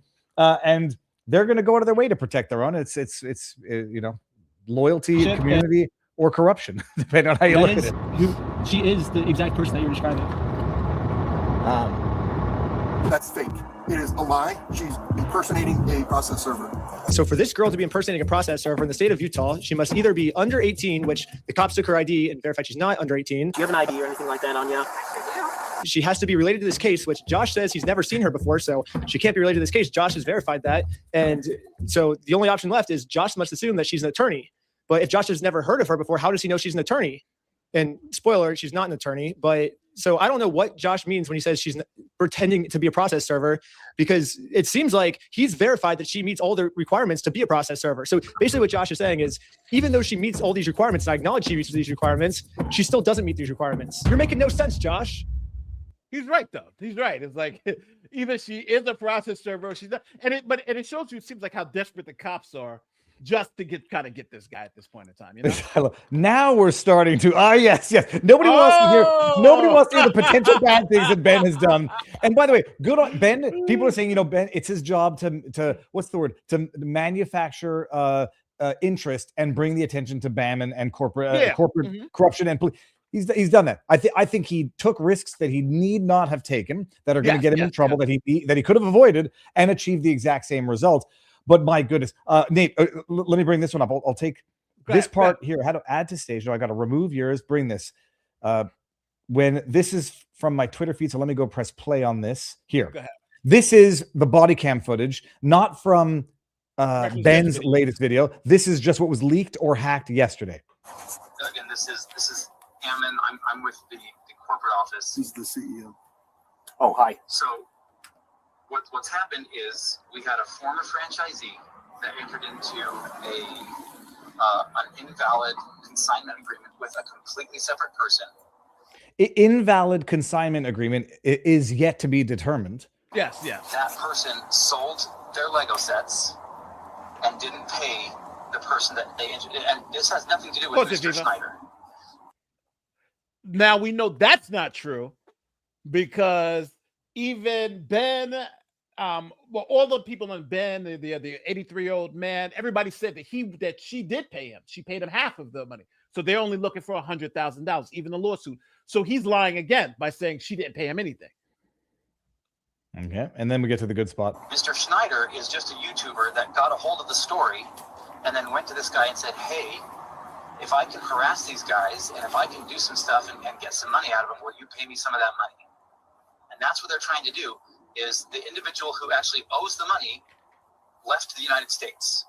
They were one of our franchisees. They were terminated as a franchisee for violating all sorts of rules. It's curious to know how long they knew about that for, whether or not they were as involved with the previous franchisee as they are with this guy. They then fled to Europe somewhere. And so we've been trying to deal with this situation. We've been trying to help the person up in Oregon, but because we found out later that they've been all working together to try and force some money out of us. So we've had our attorneys working on it. We've been in contact with the Marion County Sheriff's Department, the Marion County District Attorney, the Kaiser, and this is all up in Oregon. And then they started flying down here. Am I wrong, or is all this spiel from the CEO or whoever it is on the phone completely irrelevant as to whether he takes court papers or not? Take the papers and argue this shit out in court. No, absolutely. And irrelevant. Plus, it's also, not necessarily true, but we're going to get to the CEO making the same comment about threats as This guy here. Coming to our corporate offices, and now they're heading to our staff and other individuals' personal residences to just harass and continue to try and extort money out of them. And so there's already a case in Provo because they've been passing fraudulent documents up in Oregon. They created a fake contract, forged a manager's signature up there, threatened to kill her. Okay, there you go. Forged a manager's signature, which they didn't. The woman signed a document, but she didn't know what document she was signing. Under false pretenses, yes. Yeah, under false, and threatened to kill her. So we can pause there. Threatened to kill her. This is where I say that they are getting awful close to make it to felony making false statements to police officers, because they're, you know, small town boys, mafia boys looking out for each other. And if someone tells me that the guy threatened to kill a manager and I'm the law enforcement of that town, you have an obligation to go arrest the person. And if it's a lie, then that's a felony. And the cops obliged, by the way. They I mean, I forget exactly what the charges that they arrested all of them for. And then they interrogate them like it's, you know, like they committed murder. And then they release the body cam footage to them, and it's redacted in places where it doesn't make sense. And then Ben is on the phone with the lady liaison at the police department asking them why they've redacted it. And she says, if we've redacted it, it's in accordance with state law. And Ben says, well, I've managed to piece together a section where clearly the redactions were not to comply with state law, but rather to protect the law enforcement who acknowledged they were violating my civil rights. And her answer is, we do redactions in accordance with state law. And that's the end of it. And you're gonna see. Yep. Yeah, you can't pretend to be a process server. Sorry. Yeah, you can't. That's got to be illegal. And that's, like I say, he's getting combining charges. Hold on. It's a class A misdemeanor to impersonate a process server in the state of Utah. So right. The process server is sitting in the car, right? Yes. Now, I don't know, but I believe they have some form of ID that they've already ID'd the person. Okay, so stop your bullshit, dude. I mean, because the cop can very quickly, if they've got their ID on them and it says they are a process server, the cop can radio it in, whatever it is, check this out. Is this person a process server? So yeah, he's lying. We literally always saw that. The cops went, checked her ID, saw that she was a process server, and now they're talking right now. So yeah, that they've already done that. Now I want her arrested for impersonating a process server. So right now, I can't just go and pretend. I can't go print up fake documents and go try to process serve people. That's illegal. So these papers that you printed up are fake. Yes, 1 billion trillion. Now, this is the way interesting part comes in, and this is why I say this is probably one of the most corrupt police departments I think I've seen in a while. They're going to verify the lawsuit is legit, and then they're going to come back and still arrest Ben, which is showing you something that's kind of really insane. So here it is. Again, this is Ammon. I'm with the corporate office. He's the CEO. Oh, hi. So what's happened is we had a former franchisee. Mr. Schneider is just a YouTuber that got a hold of the story and then went to this guy and said, hey, if I can harass these guys, if I can do some stuff and get some money out of them, will you pay me some of that money? And that's what they're trying to do, is the individual who actually owes the money left the United States. And now Eamon has just committed obstruction by lying to the police officers. He created a fake contract, forged a manager's signature up there, threatened to kill her. I didn't sign no agreement. I'm not beholden to somebody else's stupid agreement. This also, I wanted to stop here and say one thing. Even if he's not beholden to the consignment agreement, the property still isn't his, right? And that's something to argue in court. That's why are you doing it on your side, on your front steps? Go take your papers and go to court and argue this out, right? But I definitely want to make the legal point. Consignment doesn't mean he gave over the property. So they took over a store, they took over their inventory, but they can't now but they can't now say, well, this property that does not own to the previous franchisor, that's not our property. No, it's like a pawn shop. If somebody gives, it's very similar to a pawn shop case, right? If I go in and I pawn something and I had stolen it, the owner can claim that property, and the pawn shop's just shit out of luck because it is technically the property of the first person. So you can't do that whole argument of it's not my problem. No, you have potentially stolen property. It doesn't matter what the agreements are. That does not belong to you. The property does not belong to you. Period. That's why that is where I think a lot of people are rightly observing that it sounds like BAM corporate admitted they entered into an illegitimate or against the rules consignment agreement with the previous franchisee who he had to cancel. Okay, well, one of two things is true. Either the previous franchisee absconded with the remaining Legos, or there were no remaining Legos, or you still have the remaining Legos. And so if it's an invalid consignment agreement, you have no more title to that property than you had before. You got to give it, unless it's now been mingled with their own property. They can't figure it out. And so they just figured, well, to cover our mistake, we're going to tell them to pound sand and blame the previous franchisee who was apparently in Europe. So they've admitted that it was an unlawful consignment, apparently, according to the rules, and they only got about $100 and some odd thousand for it. So where's the rest of it? Who has it? Because if they have it, it doesn't become theirs just by virtue of the fact that the previous franchisee didn't have the right to enter into the agreement, allegedly. I like how he can just lie to you guys. It's a straight face. Oh, you owe me $200,000. I'll check with the court, see if it's a valid civil case that he's trying to push through, and we'll go about it that way, okay? Thank you for holding. How can I help you? Trying to speak with someone to verify if a case is, just verify if the case is real. Yeah, looks like a real small claims case in our court. So now the cops know. The cops have the absolute proof. They call the court. Case is legit, right? You try to serve the papers, and you know the process server's legit, the papers are legit, everything's legit. So I would suspect the cops now, if they weren't corrupt, to go and tell the guy, hey, these papers, they're legit. You've been served. Have a nice day.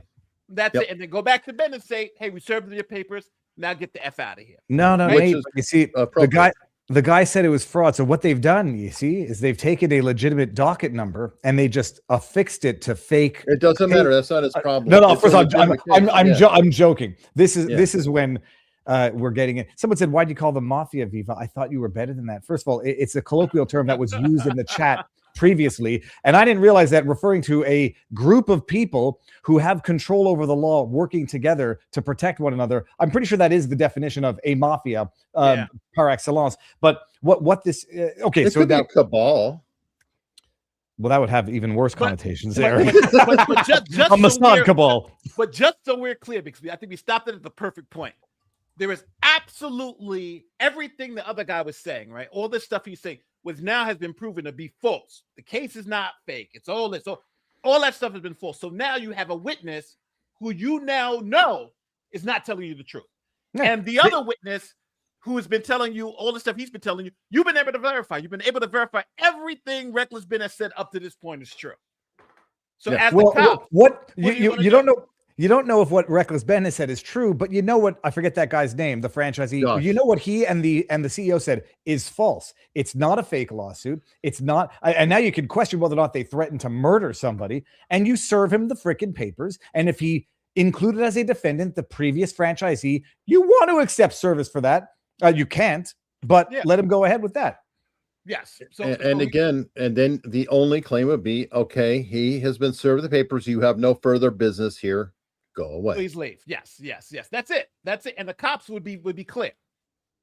Okay, thank you for your help. That's all for today. Thank you. Sounds very angry. After this phone call, I guess the police officers turned off the microphone on their body cam because I guess they really didn't want literally anyone to hear this. Even if someone gets a hold of the unredacted stuff, not even we now can get it to hear what these police officers are saying. They turned their mics off. That's a problem.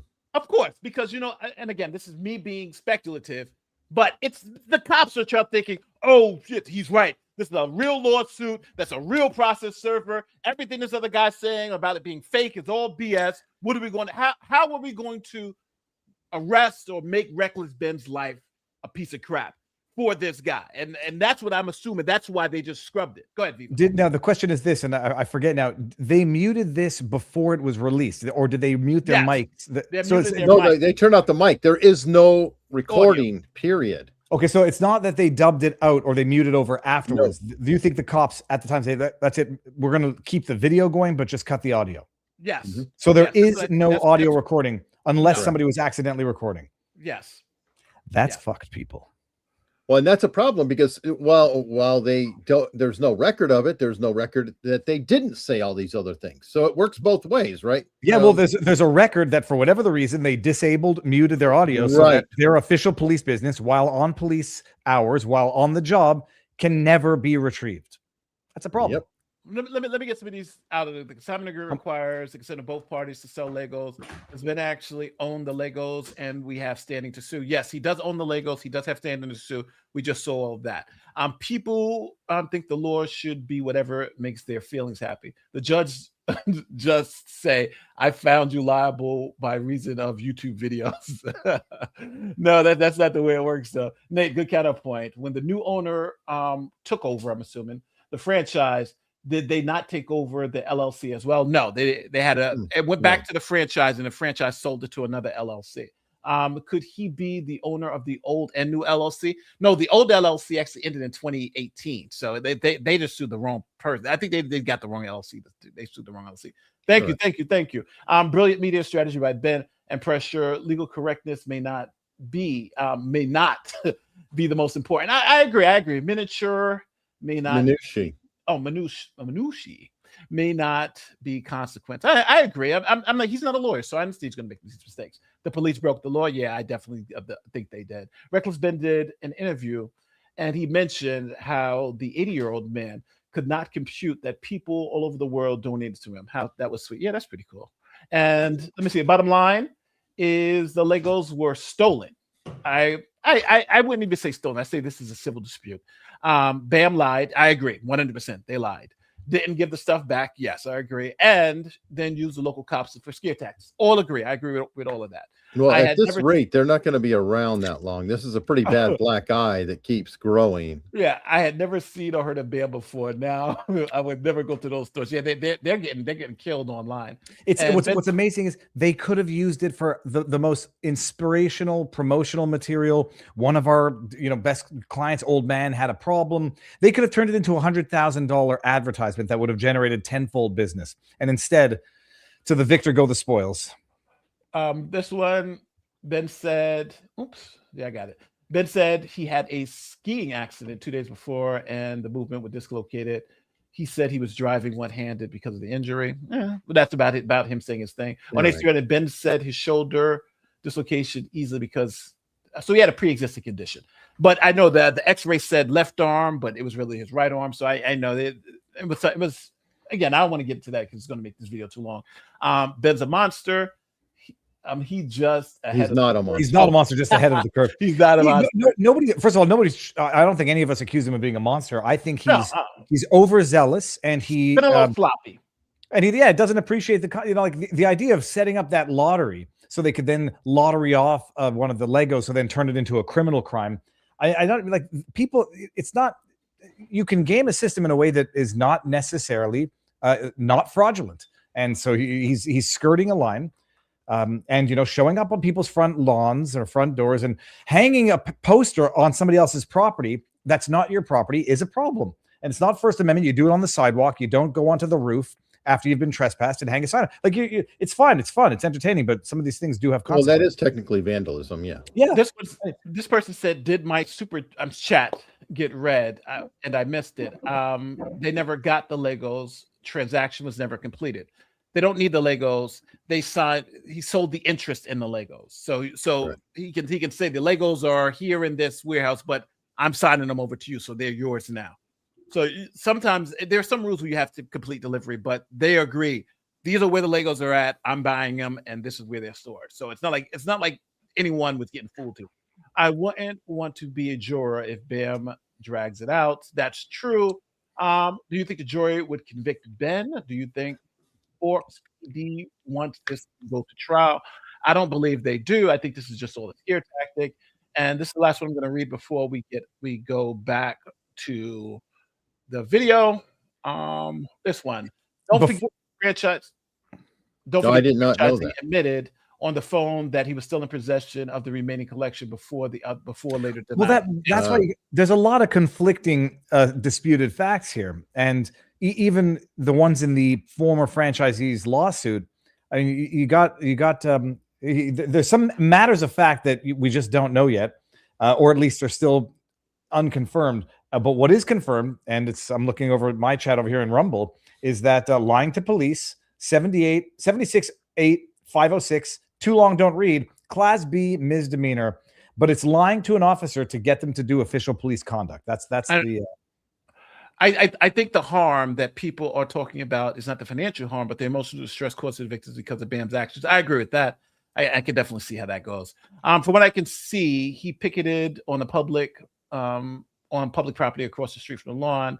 Also, an internal email from the corporate about how they were going to deplatform him everywhere. Yes. And that's what we're saying. We're saying Bam is horrible. We are not on the side of Bam. We're just laying out what's going on and the inaccuracies on both sides. And there's footage of the police with the papers refusing to hand them to Josh. We just watched that. Yeah, but hold on. It didn't say it would put Josh in a bind. It said it would cop in the bind. It would put the police officer in a bind. The cop would say he would be in a bind because if you're not accepting service and you're saying it's fake, why you need to peek at him? So I think the police officer in that instance did the right thing. Utah Code 76-8-506 states filing a false report is a crime. Yes, Viva just went over that. And this is going to be the last one. Correct. What you won't see in the video is the cops were called 3 times. Yes, they were called like 3 or 4 times. I remember that. That footage is second interaction with the papers, and third interaction, they confirmed the court papers are real. Okay, but I'm letting Reckless Ben explain his story out. So here we go. Back to Reckless Ben and the end of this. But anyways, the police officer ends up going back to talk to Josh. They're screening some charges, okay? But we're just kind of working through. It looks like this is a real case. It just hasn't gone to court, okay? It's a real case. Who's it against? Against you, him versus you. Why not hand him the documents? Take the fucking paper. Why not? You don't even have to take it. You just got to just put it right there on the floor. That's it, right? It's real. You know it's service. You can serve it, and he's right there. And why does this guy have so much juice? I'm just saying that the deferment that is being shown to Josh is really weird. Because he's got the CEO, he's got McNeff on the phone, and these people. It's a small. I think they know each other. Yeah. Ben Snyder, what an idiot. So he's just racking up the charges, and we're working together. So basically, the consensus is we were all wrong here. However, let's just arrest Ben anyways. Letting them go cannot be an option here, guys. There's got to be something for cyber stalking, bullying, like all of the different things. There's got to be something to. But the whole point of this, right? You're saying the guy's just here to stalk, bully, harass us. Now you find out the guy's here for an absolute legitimate reason, with an absolute legitimate process server, with an absolute legitimate lawsuit, and only thing you have to do is serve the guy, and they are going to leave. Right? And what am I missing here, guys? You're not. Nothing. This is very troubling. And it actually sounded like conspiring literally with the CEO or whoever is on the phone saying, well, what about this charge? What about this charge? It's like you're negotiating charges. If there's a law and it's broken, it's not up to the CEO to determine what the laws are. That would be according to the cops, if I recall, right, Nate? You're a cop. You go to the victim and say, well, what do you want me to do with them? Well, Nate, I would like you to string them up. Oh, okay. Let me do that. No, you would probably have to say, well, let me see. These are the laws on the book. It appears he broke this law, so I'll arrest him and charge him with X. Or I'll arrest him and somebody else will charge him when he gets there. But the CEO dictating, well, what about this or what about that is kind of weird. The CEO is basically telling the police officers what to do. Find a way to arrest this guy. And that's it would be weird if it was the police chief doing it, let alone the CEO. I just want to confirm the exact relationship without making any mistakes. But no, this is quite clearly this is as corrupt as it gets, where you have the guys pure corruption. Yes, we're screwed. Find a reason, do something, arrest them. It's like Lois Einhorn in the end of Ace Ventura. Shoot him! He hasn't done it. Okay, but this is so bad because there's nothing they can arrest him for now. So they're going to arrest him for stuff that supposedly he did some other time. Because he's done nothing now, right? There's absolutely nothing to arrest him for now. He's done nothing. No stalking, no nothing. So they have to essentially make up charges and say, well, you did something in the past that we're going to arrest you for, not anything you did today. And I think that's what they're going to do. I personally think that Ben should be taking this to the Attorney General of the state and the state police, because it is not unheard of state police stepping in on local authorities when there's corruption that has taken place or that type of thing. And this could rise to that, or the FBI, because there's some very real, there is a very real appearance of corruption here at the highest degree. What's actually interesting, I'm just looking up I'm using Grok AI, but where I asked what the relationship was, and it says, there's one paragraph, it says it alleges that there's collusion or bias because they are often cited as being members of the same church, though they're unproven allegations. And then I said, are they not members of the same church? And they say, and then the answer is yes, they're members of the same church. Public records show, basically confirm this. So whether or not you think that that's the determinate cause here, whether or not it's just small town stuff or friends helping friends using the long arm of the law as a baton with which to beat you. Them and send a message that this is not appropriate, this is not okay. I'm in agreement with you. Again, that's why we're kind of working through this right now. Hello. For me. Okay. Thank you. Am I being arrested? Really? Now they know at this point he's committed no crime. Everything he said he was there to do is legitimate. The process server is legitimate. Everything is legitimate. His lawsuit is legitimate, and they're arresting him anyway. Which is, the lawsuit he's got against the cops to me is. Would you take this case, Nate? I think civil rights attorney is already on it. But yeah, this is the obvious win. This is the easy win, right? I'm like, my question is, what am I being arrested for? Everything. Matter of fact, it's so bad.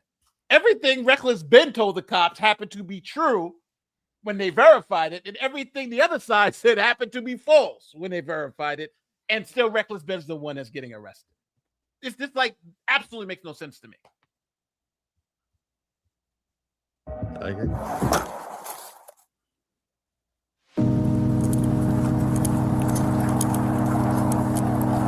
I love you. I love you. Oh, there we go. I love you.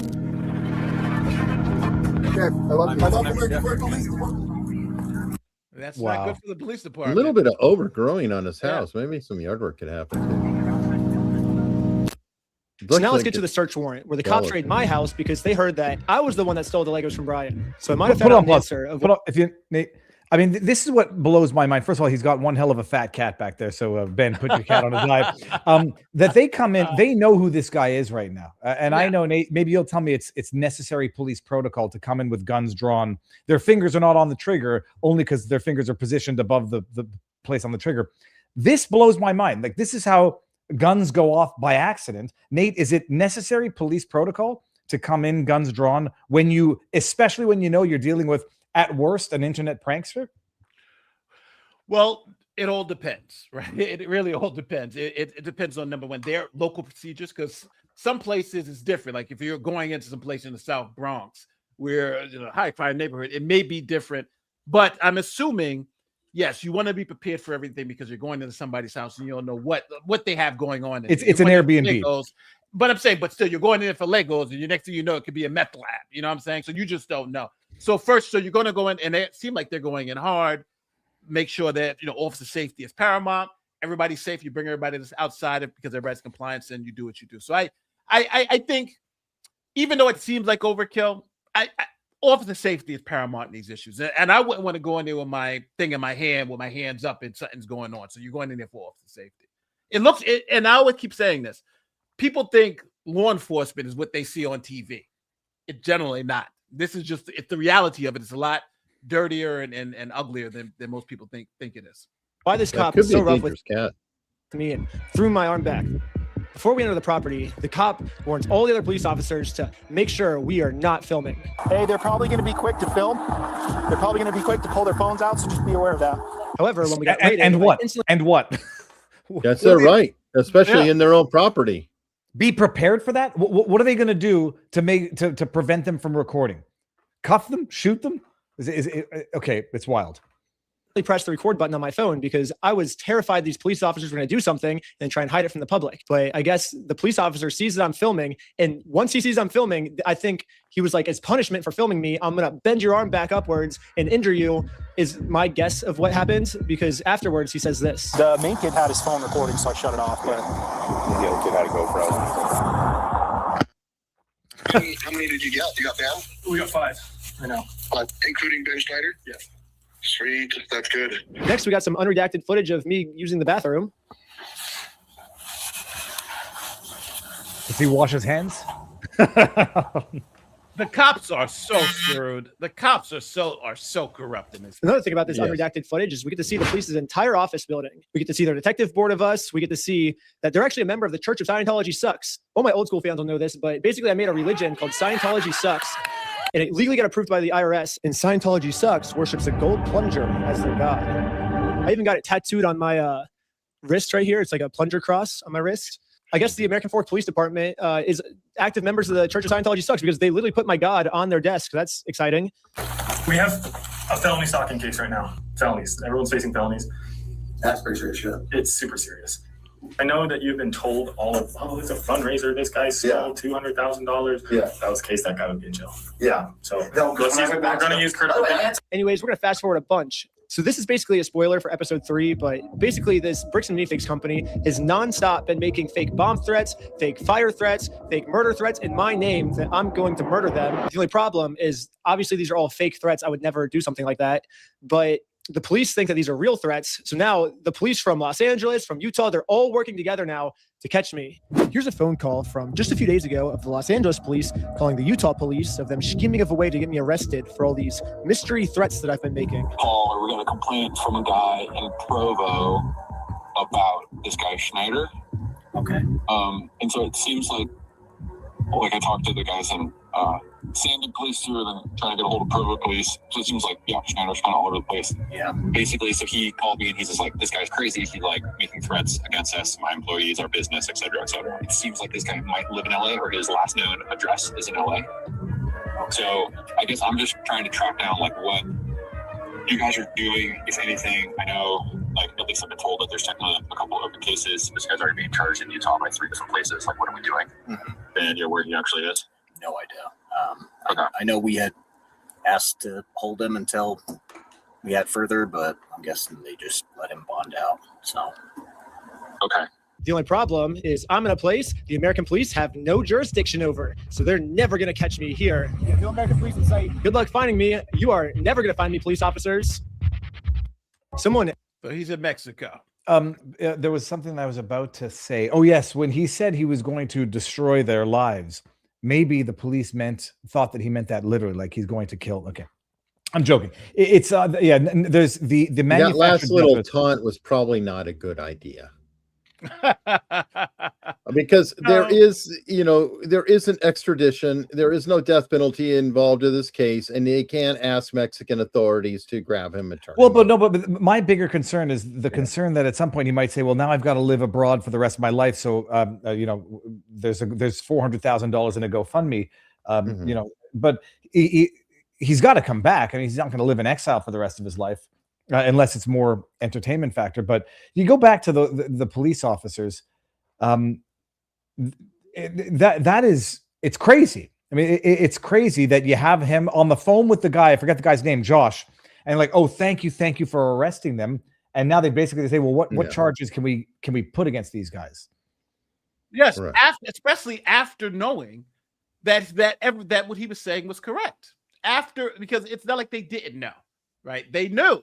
Because they checked it out, and it's insane. The police. And by the way, I changed my mind. Not just the state police, definitely the FBI would probably have to get involved, because now we have multiple jurisdictions and 2 states, and I think this probably warrants federal investigation. I don't know if it's a civil rights issue. It might be a civil rights case. Let me throw it. There's one more other piece I want to show you guys. So this is the police pulled over Reckless Ben because this is an illegal stop. This is them violating Reckless Ben's 4th Amendment rights. Here it is. Oh my gosh, what the heck? That's so crazy, dude. Obey every traffic law. Oh, Is Ben in the car? Yes. My name's First. This is Americorps Police. The reason I stopped you is the stop sign. I didn't. So they said that they did not completely stop at the stop sign. That's what it's now. That's obviously the pretext to stop to harass Ben. But watch what happens. So because police wear body cams, we have the body cam footage, and we can see if the police saw reckless Ben's car not stop at the stop sign. Nate, how are you talking? That's a full stop. This is what corruption looks like, people, because that car made a complete stop. But I don't know, man. No, Nate. That Go video back. and says no. The car did back it make up. a complete stop, and that's why they were. Let's That's back it up. That's a rolling stop, Nate. I'm joking, everybody. Corruption looks like people. Even the brake because lights that car There made a complete stop. the brake lights are on and the blinkers are on. That car to stop. But the police chief watched that video and says no, the car didn't make a complete stop. And that's why they were pulled over. Richardson initiated a traffic stop on the vehicle for failing to stop before the stop line at a stop sign. Just so we're on the same page, this is a stop line and this is a stop sign. Now, the police chief has just said they didn't stop at the stop line because there is no stop line. And they didn't stop at the stop sign. And as you see from the video, they obviously stopped at the stop sign. So the chief is obviously lying. Yeah, but I don't understand why the police chief would go on and tell a lie that you can see from the video. Well, because it is a false arrest. You know, I mean, obviously he's got to say, no, we weren't making false arrests. We weren't harassing a citizen. It was a legitimate stop. I mean, that's why I'm pretty Nate, sure. He said it with a very calm and soothing voice and a low tone, so you know he had to be telling the truth. He was telling the truth. It's just, you know what? It's at this point, I think this case for everyone is just totally insane. All different facets of it. But I do think at the end of the day, Reckless Ben, legally and stuff, he's got a lot of issues. I think he's got civil issues in terms of defamation of the business and all that type of stuff. I think he may have some issues with that. But I also think Bricks and Minifigs, I think they're done. I think if you were able to get them in a court, because their policy is essentially to haggle out litigation. What do they call it? Litigation leverage. That's what they call it in the business, where your only defense is the fact it's going to take you 3 to 4 years to recover, and it's probably going to cost you more to fight me than it is for you to actually win. So that's what they hold on, and it's tough because I think Reckless Ben has been finding a way around it. But if you're fighting against not just minifigs, now you're fighting against the police department. And now they got your local police department. They got all these police departments involved over these lies and threats. And the worst part about this is that if the police department just did even when they verify that the person who's giving them these allegations is lying, they still are taking their word for it, which to me doesn't make any sense. Yeah, if the cop just said, hey, you know what? You have to settle it out, but there is a real case. Here's the papers. So here you go. You've been served, and then you go home, go away, leave this guy alone, and then it'll be done. Yeah. There are 3 things happening in tandem here. There's whatever transgressions Ben might have done, whatever lines he might have skirted or crossed, defamation, tortious interference, whatever. Then there's what Bam did, which is criminal on its own, potentially, in terms of lying to police officers, engaging in business practices that will kill a business. And then there's the police corruption, which is perhaps the most egregious in all of this, because it's you can disagree with what Ben did and say, oh yeah, he should have called the guy a thief because technically he hasn't been convicted yet. All right, whatever. What the police department has done in collusion with a member of their community is over the top. We didn't play the when he got pulled over for the alleged heroin. But you've got these people conspiring together to manufacture reasons to pull they're following Ben's car because they know he's in it, manufacture a pretext to pull him over that he rolled through a stop sign. And then as you can see, they did what they did to him in violation of civil rights. It's crazy. It's great. And by the way, the chat's saying that he's not in Mexico really, but that he went there for a trip and came back, but we'll see. Yeah, okay. The Mexico thing was it's just trolling them. play that they play different in Utah. Yeah, oh yeah, we saw that clip. It says we do things differently here. The cop said. What are your thoughts on the oddly packed audio redactions? How oddly are the police departments? Oh, sorry, oddly placed. Yes, placed in check. Is there an agency who looks at this stuff? That's why the FBI. Yes. Because obviously you're only supposed to redact for, let's see, victims' names, so you don't dox. Or you go into the restroom and you don't want to sit there and share it. I get that kind of thing, but they're redacting things where the police and the person's talking and the police are saying, like, if the police say we don't have anything to arrest them on, they're redacting that because they're trying to. But the good part about it is, in a criminal case for discovery, you got to turn all the unredacted parts over to the police, to the defendant.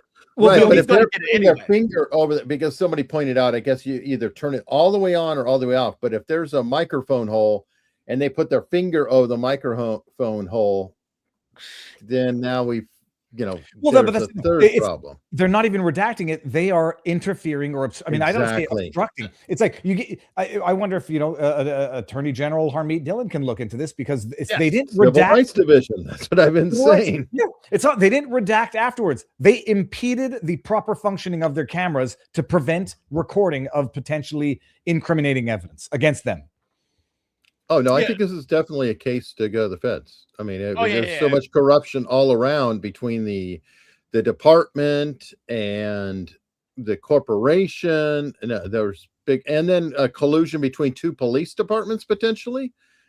Actually, even getting the LA Police Department involved. Yes. Let me bring up, sorry, if I may. You can bring up whatever you want, Yeah, just because we got a bunch of Rumble rants over on Rumble, which Hiro Sinishiban brought up the statute in Utah. Hans One Pack says, "Are we going to address the lack of UCC1 form that is used to protect consigned inventory?"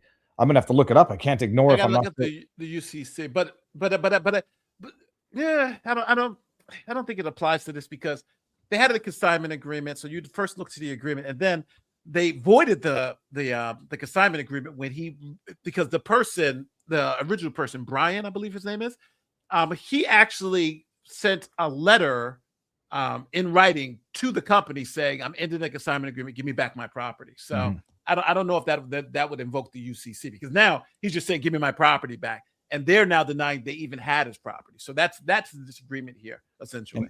Hans One Pack says you have to just be an adult, not involved in the lawsuit, to process serve in Oregon. Hans One Pack says Ben could have gone to the sheriff's office and paid them to serve the papers, but that does not make for a good video. Hans One Pack says you can be trespassed while serving papers. You don't have a right to go on property. Small claims allow for self-service.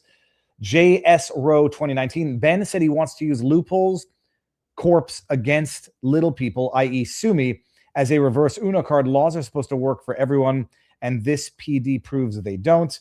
Hans One Pack says the threats could be from viewers and people who follow him on social media. That's what I suspect is probably more likely the case, says Hans One Pack. It happens all the time. YouTube decide to keyboard warrior themselves. Don't touch the LOL cows. And then King of Biltong, I can't bring it up. King of Biltong says Biltong is one of the highest protein snacks in the world, boasting 50% protein, packed with B vitamins, creatine, iron, zinc, and more. Go to Biltong. Oh, you can see it.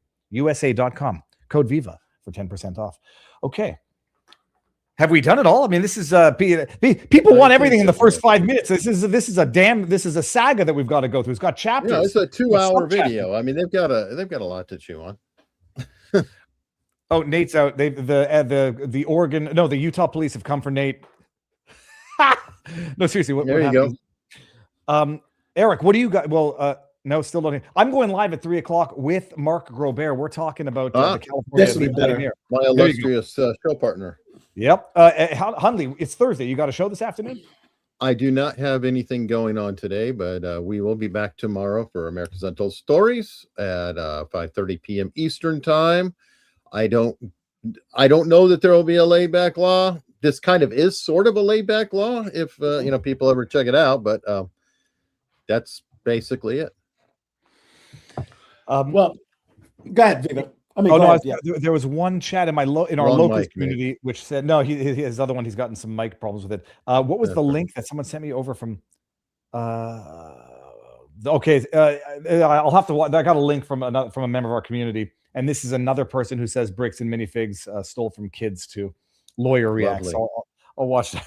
No, this is like, watch out for the what are the pop-up GoFundMe scams, because there's people who are going to set these things up now that they know it's easy marketable stuff. So buyer beware.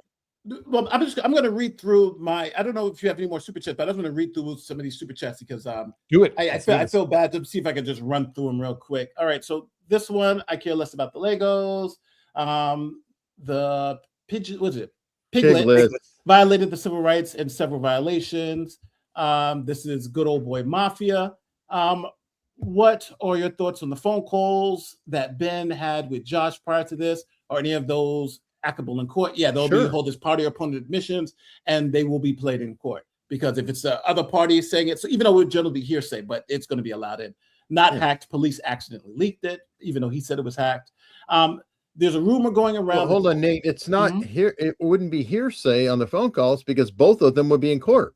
So you literally have both ends of the conversation, correct?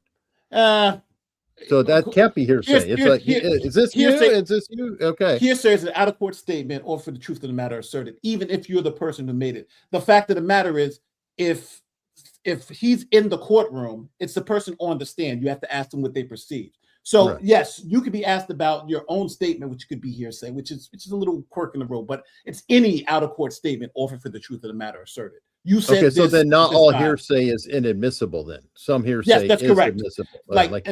And that's why I say like party opponent admission. Somebody who, if they're a party to the lawsuit and they say something, then you could always use that to overcome hearsay. Well, it's actually not even considered technically hearsay.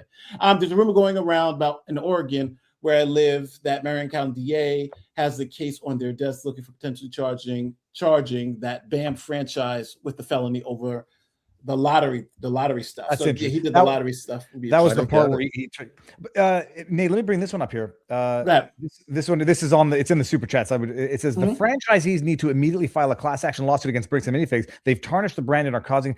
That is this is an argument as well, where it's true. The franchisees across, in freaking New York are going to suffer consequences as a result of what they're doing in this, and it's gonna hurt everybody. Yes. The store's inventory log, quick grab of the PD drop box, full of I've saw that. CoffeeZilla's looking at them. I learned yesterday, don't piss off Lego nerds. Yeah, I have any that. I'll put that. Watch out for all nerds. I'll put that. Yeah, I'll put that in the description. I'll put all the videos, everything will be in the description of this video, and I'll hand it to you, Viva, too, so you can put it in the description. You should reach out to the civil rights attorney. He's interviewed Ben and dropped the video yesterday. Sounds like he's looking into the Leo side. All right, I'll check it out. There's video footage of the director of operations being told that the collection by the previous franchisee when he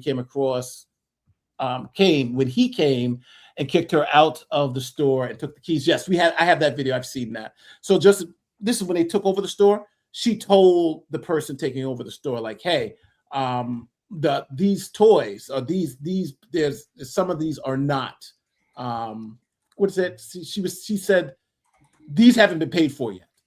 And she hasn't been able to give the owner the stuff. And so that's what they're referring to. So she did put them on notice that the Legos were not the stores. They were belonging to somebody else. This last couple of ones, that one, thank you, just joining. What did I miss? It is a corrupt police department. More lawsuits have been filed. BAM suing Ben, older man, former co-owners. Ben suing BAM and the police department. Yes, it's going to be a wild lawsuit. And the franchisee suing BAM. BAM suing Ben and 8 others. The criminal charges against Ben. Ben. This is what I saw. So they got permission to hang the sign from the owner. What owner? I mean, I'm not denying who owned it. Well, maybe the owner of the parking lot, not just the thing. Does Ben have a lawyer to help him going forward? He said he reached out to Legal. He said him and the civil rights attorney are working together. So I'm assuming they do. There was a protective order against Ben. Yes, there was a protective order against him. The Institute of Justice would be great here. This is a member of mine. I wish Ben handled this better. Corruption's clear. Yeah, I think corruption's clear. What the hell? Did he seriously flee to Mexico? No, he did. He was on the trip. He's not in Mexico. Went out there after the second video, not knowing that the second bail list warrant. But the police department has come forward and said that they don't actually have a warrant. He's not. They're looking for charges, but they're not looking for him now. So he has no warrant against him. Just to clear that up. Cops that lie should be barred from the police department employment for life. What got the police chief ASMR before GTAV won? Someone did observe that it's a sort of a power technique where you talk very softly and it almost sounds like you're ready to explode at any moment. And so like it seems polite, but it's actually a way of being dominant. I find it just freaking annoying. Copyright search warrants for Legos and arrests. Judge gave only search warrant for Legos, no arrests. But yeah, that was an issue I also had too. If somebody gives you a search warrant, you go and search the property. If you don't find any criminal activity, I don't know what they arrested for, but obviously they made arrests. I got to look at the case a little bit more closely for that. At the end of the full swatting video part, cops admit of knowing the Airbnb owner personally. That may also go, but that's good for the warrant though, because if the Airbnb owner was the person giving the information, they're more trustworthy. The franchises need to immediately file. That's what you just read. I'm very much enjoying this non-biased coverage. Been messed up, but BAM and Utah PD are way more. Yes. Lawful Masters in the French has a great video about the corporate baitment issues. Yes, asymmetrical lawfare. Yes, French. I've watched some of his videos. They are very, very good, and he goes through all the legal claims. Did you talk about the Patreon issue yet? No, Patreon has come on to defend Ben. Correction: Title 18, Section 241 and 242. I got to look that up. This whole thing is crazy. Yes, it is. And the last one is: this isn't a corrupt police department. It's just a police department. All right. Thank you. I've watched the police footage. I've got Josh Johnson's email. I'm not doing any of that. So at the end of the day, Eric, since you knew nothing about this case, what do you think what do you think about this whole setup now? So just to recap, so everybody's on the same page. Ben gets involved. The old man gives his Lego collection to a franchise. The franchise, for some reason, goes out of business. There's a lot of confusion about that, but they go out of business. Mm-hmm. Corporate office comes, takes over the franchise, seizes the franchise, takes them over, and that franchise still has the 83-year-old's property, which the franchise does not own. They take all the inventory, and then the owner, the original owner, the 83-year-old, may contacts the new owners, the new franchise owners, say, hey, you have my property and want it back. They say, no, we don't have your property. There's no records of it, and essentially ignore him. Mm-hmm. And comes Ben. He says, okay, I'm going to sue on your behalf. We're going to take it to small claims court. He gets 10 of his friends. They each give $10,000 to buy the Legos, essentially, from the guy. Ben then goes and sues, right? He's saying, you owe me now the $10,000, and each one of my friends $10,000 for the Legos they have. They, as we saw, they sued the wrong person at first. They sued in the wrong court. Their case was dismissed. They didn't win anything, but the store closed down anyway. And Ben said, because we sued them, he said they won. He won, but obviously he didn't win. Then after this all happened, we saw that Ben was trying to file another lawsuit against the owners of the place individually. Mm. And that's when he was arrested, even though he had done nothing wrong. And we've seen how the police department has been harassing and essentially working for Bricks and Minifigs to harass Ben to stop him from suing to get this $100,000 back. It's a mess. The problem is in let's say the defamation part, the civil side of things. Bricks and Minifigs, or they'll have their argument, even by virtue, if we can bring back up the GoFundMe page. You're going to have people who are going to say, legally speaking, this is already defamatory. Accusing the man of having stolen from an old man is defamatory per se. He hasn't been convicted of anything. And civilly, you're going to have the argument. Whether or not I have no doubt they're going to go after GoFundMe to take that down or to seize the money. They're going to argue in court, by the way. We need to seize the money that they've raised in the GoFundMe, because we're going to have nothing to execute against if we have to go after Ben and these other defendants. And I would not be shocked, given what GoFundMe's done in the past up in Canada, if GoFundMe obliges, either says we're going to freeze these funds and then dispose of them as per a court order, or refund them to all the donors, which I was going to say, I would think you could only freeze it and not seize it, because the donor, the person who put the money in the GoFundMe, it's their money until a certain point when it turns over. So I think freezing would be the limitation on that. Well, true, but Eric, but back in the Ottawa trucker protest, they said, "Oh, the truckers raised $10 million." They said, we're freezing it. Oh, I remember that, and they wound up having to just refund everybody because they were trying to pull stunts. Again, so there's precedent showing that no, they really can't be doing that, because no, and I think it would be more in their interest to say we're going to freeze it and we're going to give it over to whoever the court orders us to give it over to. Oh yeah, to protect, or just say, you know what, close the campaign, refund everybody, and just be done with it. That would be that would be the fair another alternative that would just take them out of it. Just be like, we don't want to deal with it. Here you go. Yeah, I go ahead. Good. Oh no, I got nothing. I got nothing to. I was gonna. It's wild. I do want to say at the end of this, I don't think anybody has clean hands in this. I think everybody's made some mistakes. I think Ben has made a lot of mistakes, because I think he went into this YouTube prank stuff pretty hard. He was hard in the paint. But I do think morally he's on the right side. I think what the cops are doing is totally disgusting. I think Bricks and Minifigs essentially have destroyed their business. Nobody's going to deal with them anymore, especially because I think Ben has legitimate beef. I think his claims are legitimate. But I think the way he's going to bat him, and to that extent, this is a YouTube kid. He's trying to figure this stuff out, and this law stuff is complicated. And him suing the wrong person, saying he won. I'm giving him a little grace, but I have to also call out the nonsense. Right? This wasn't about $200,000. It was about $100,000.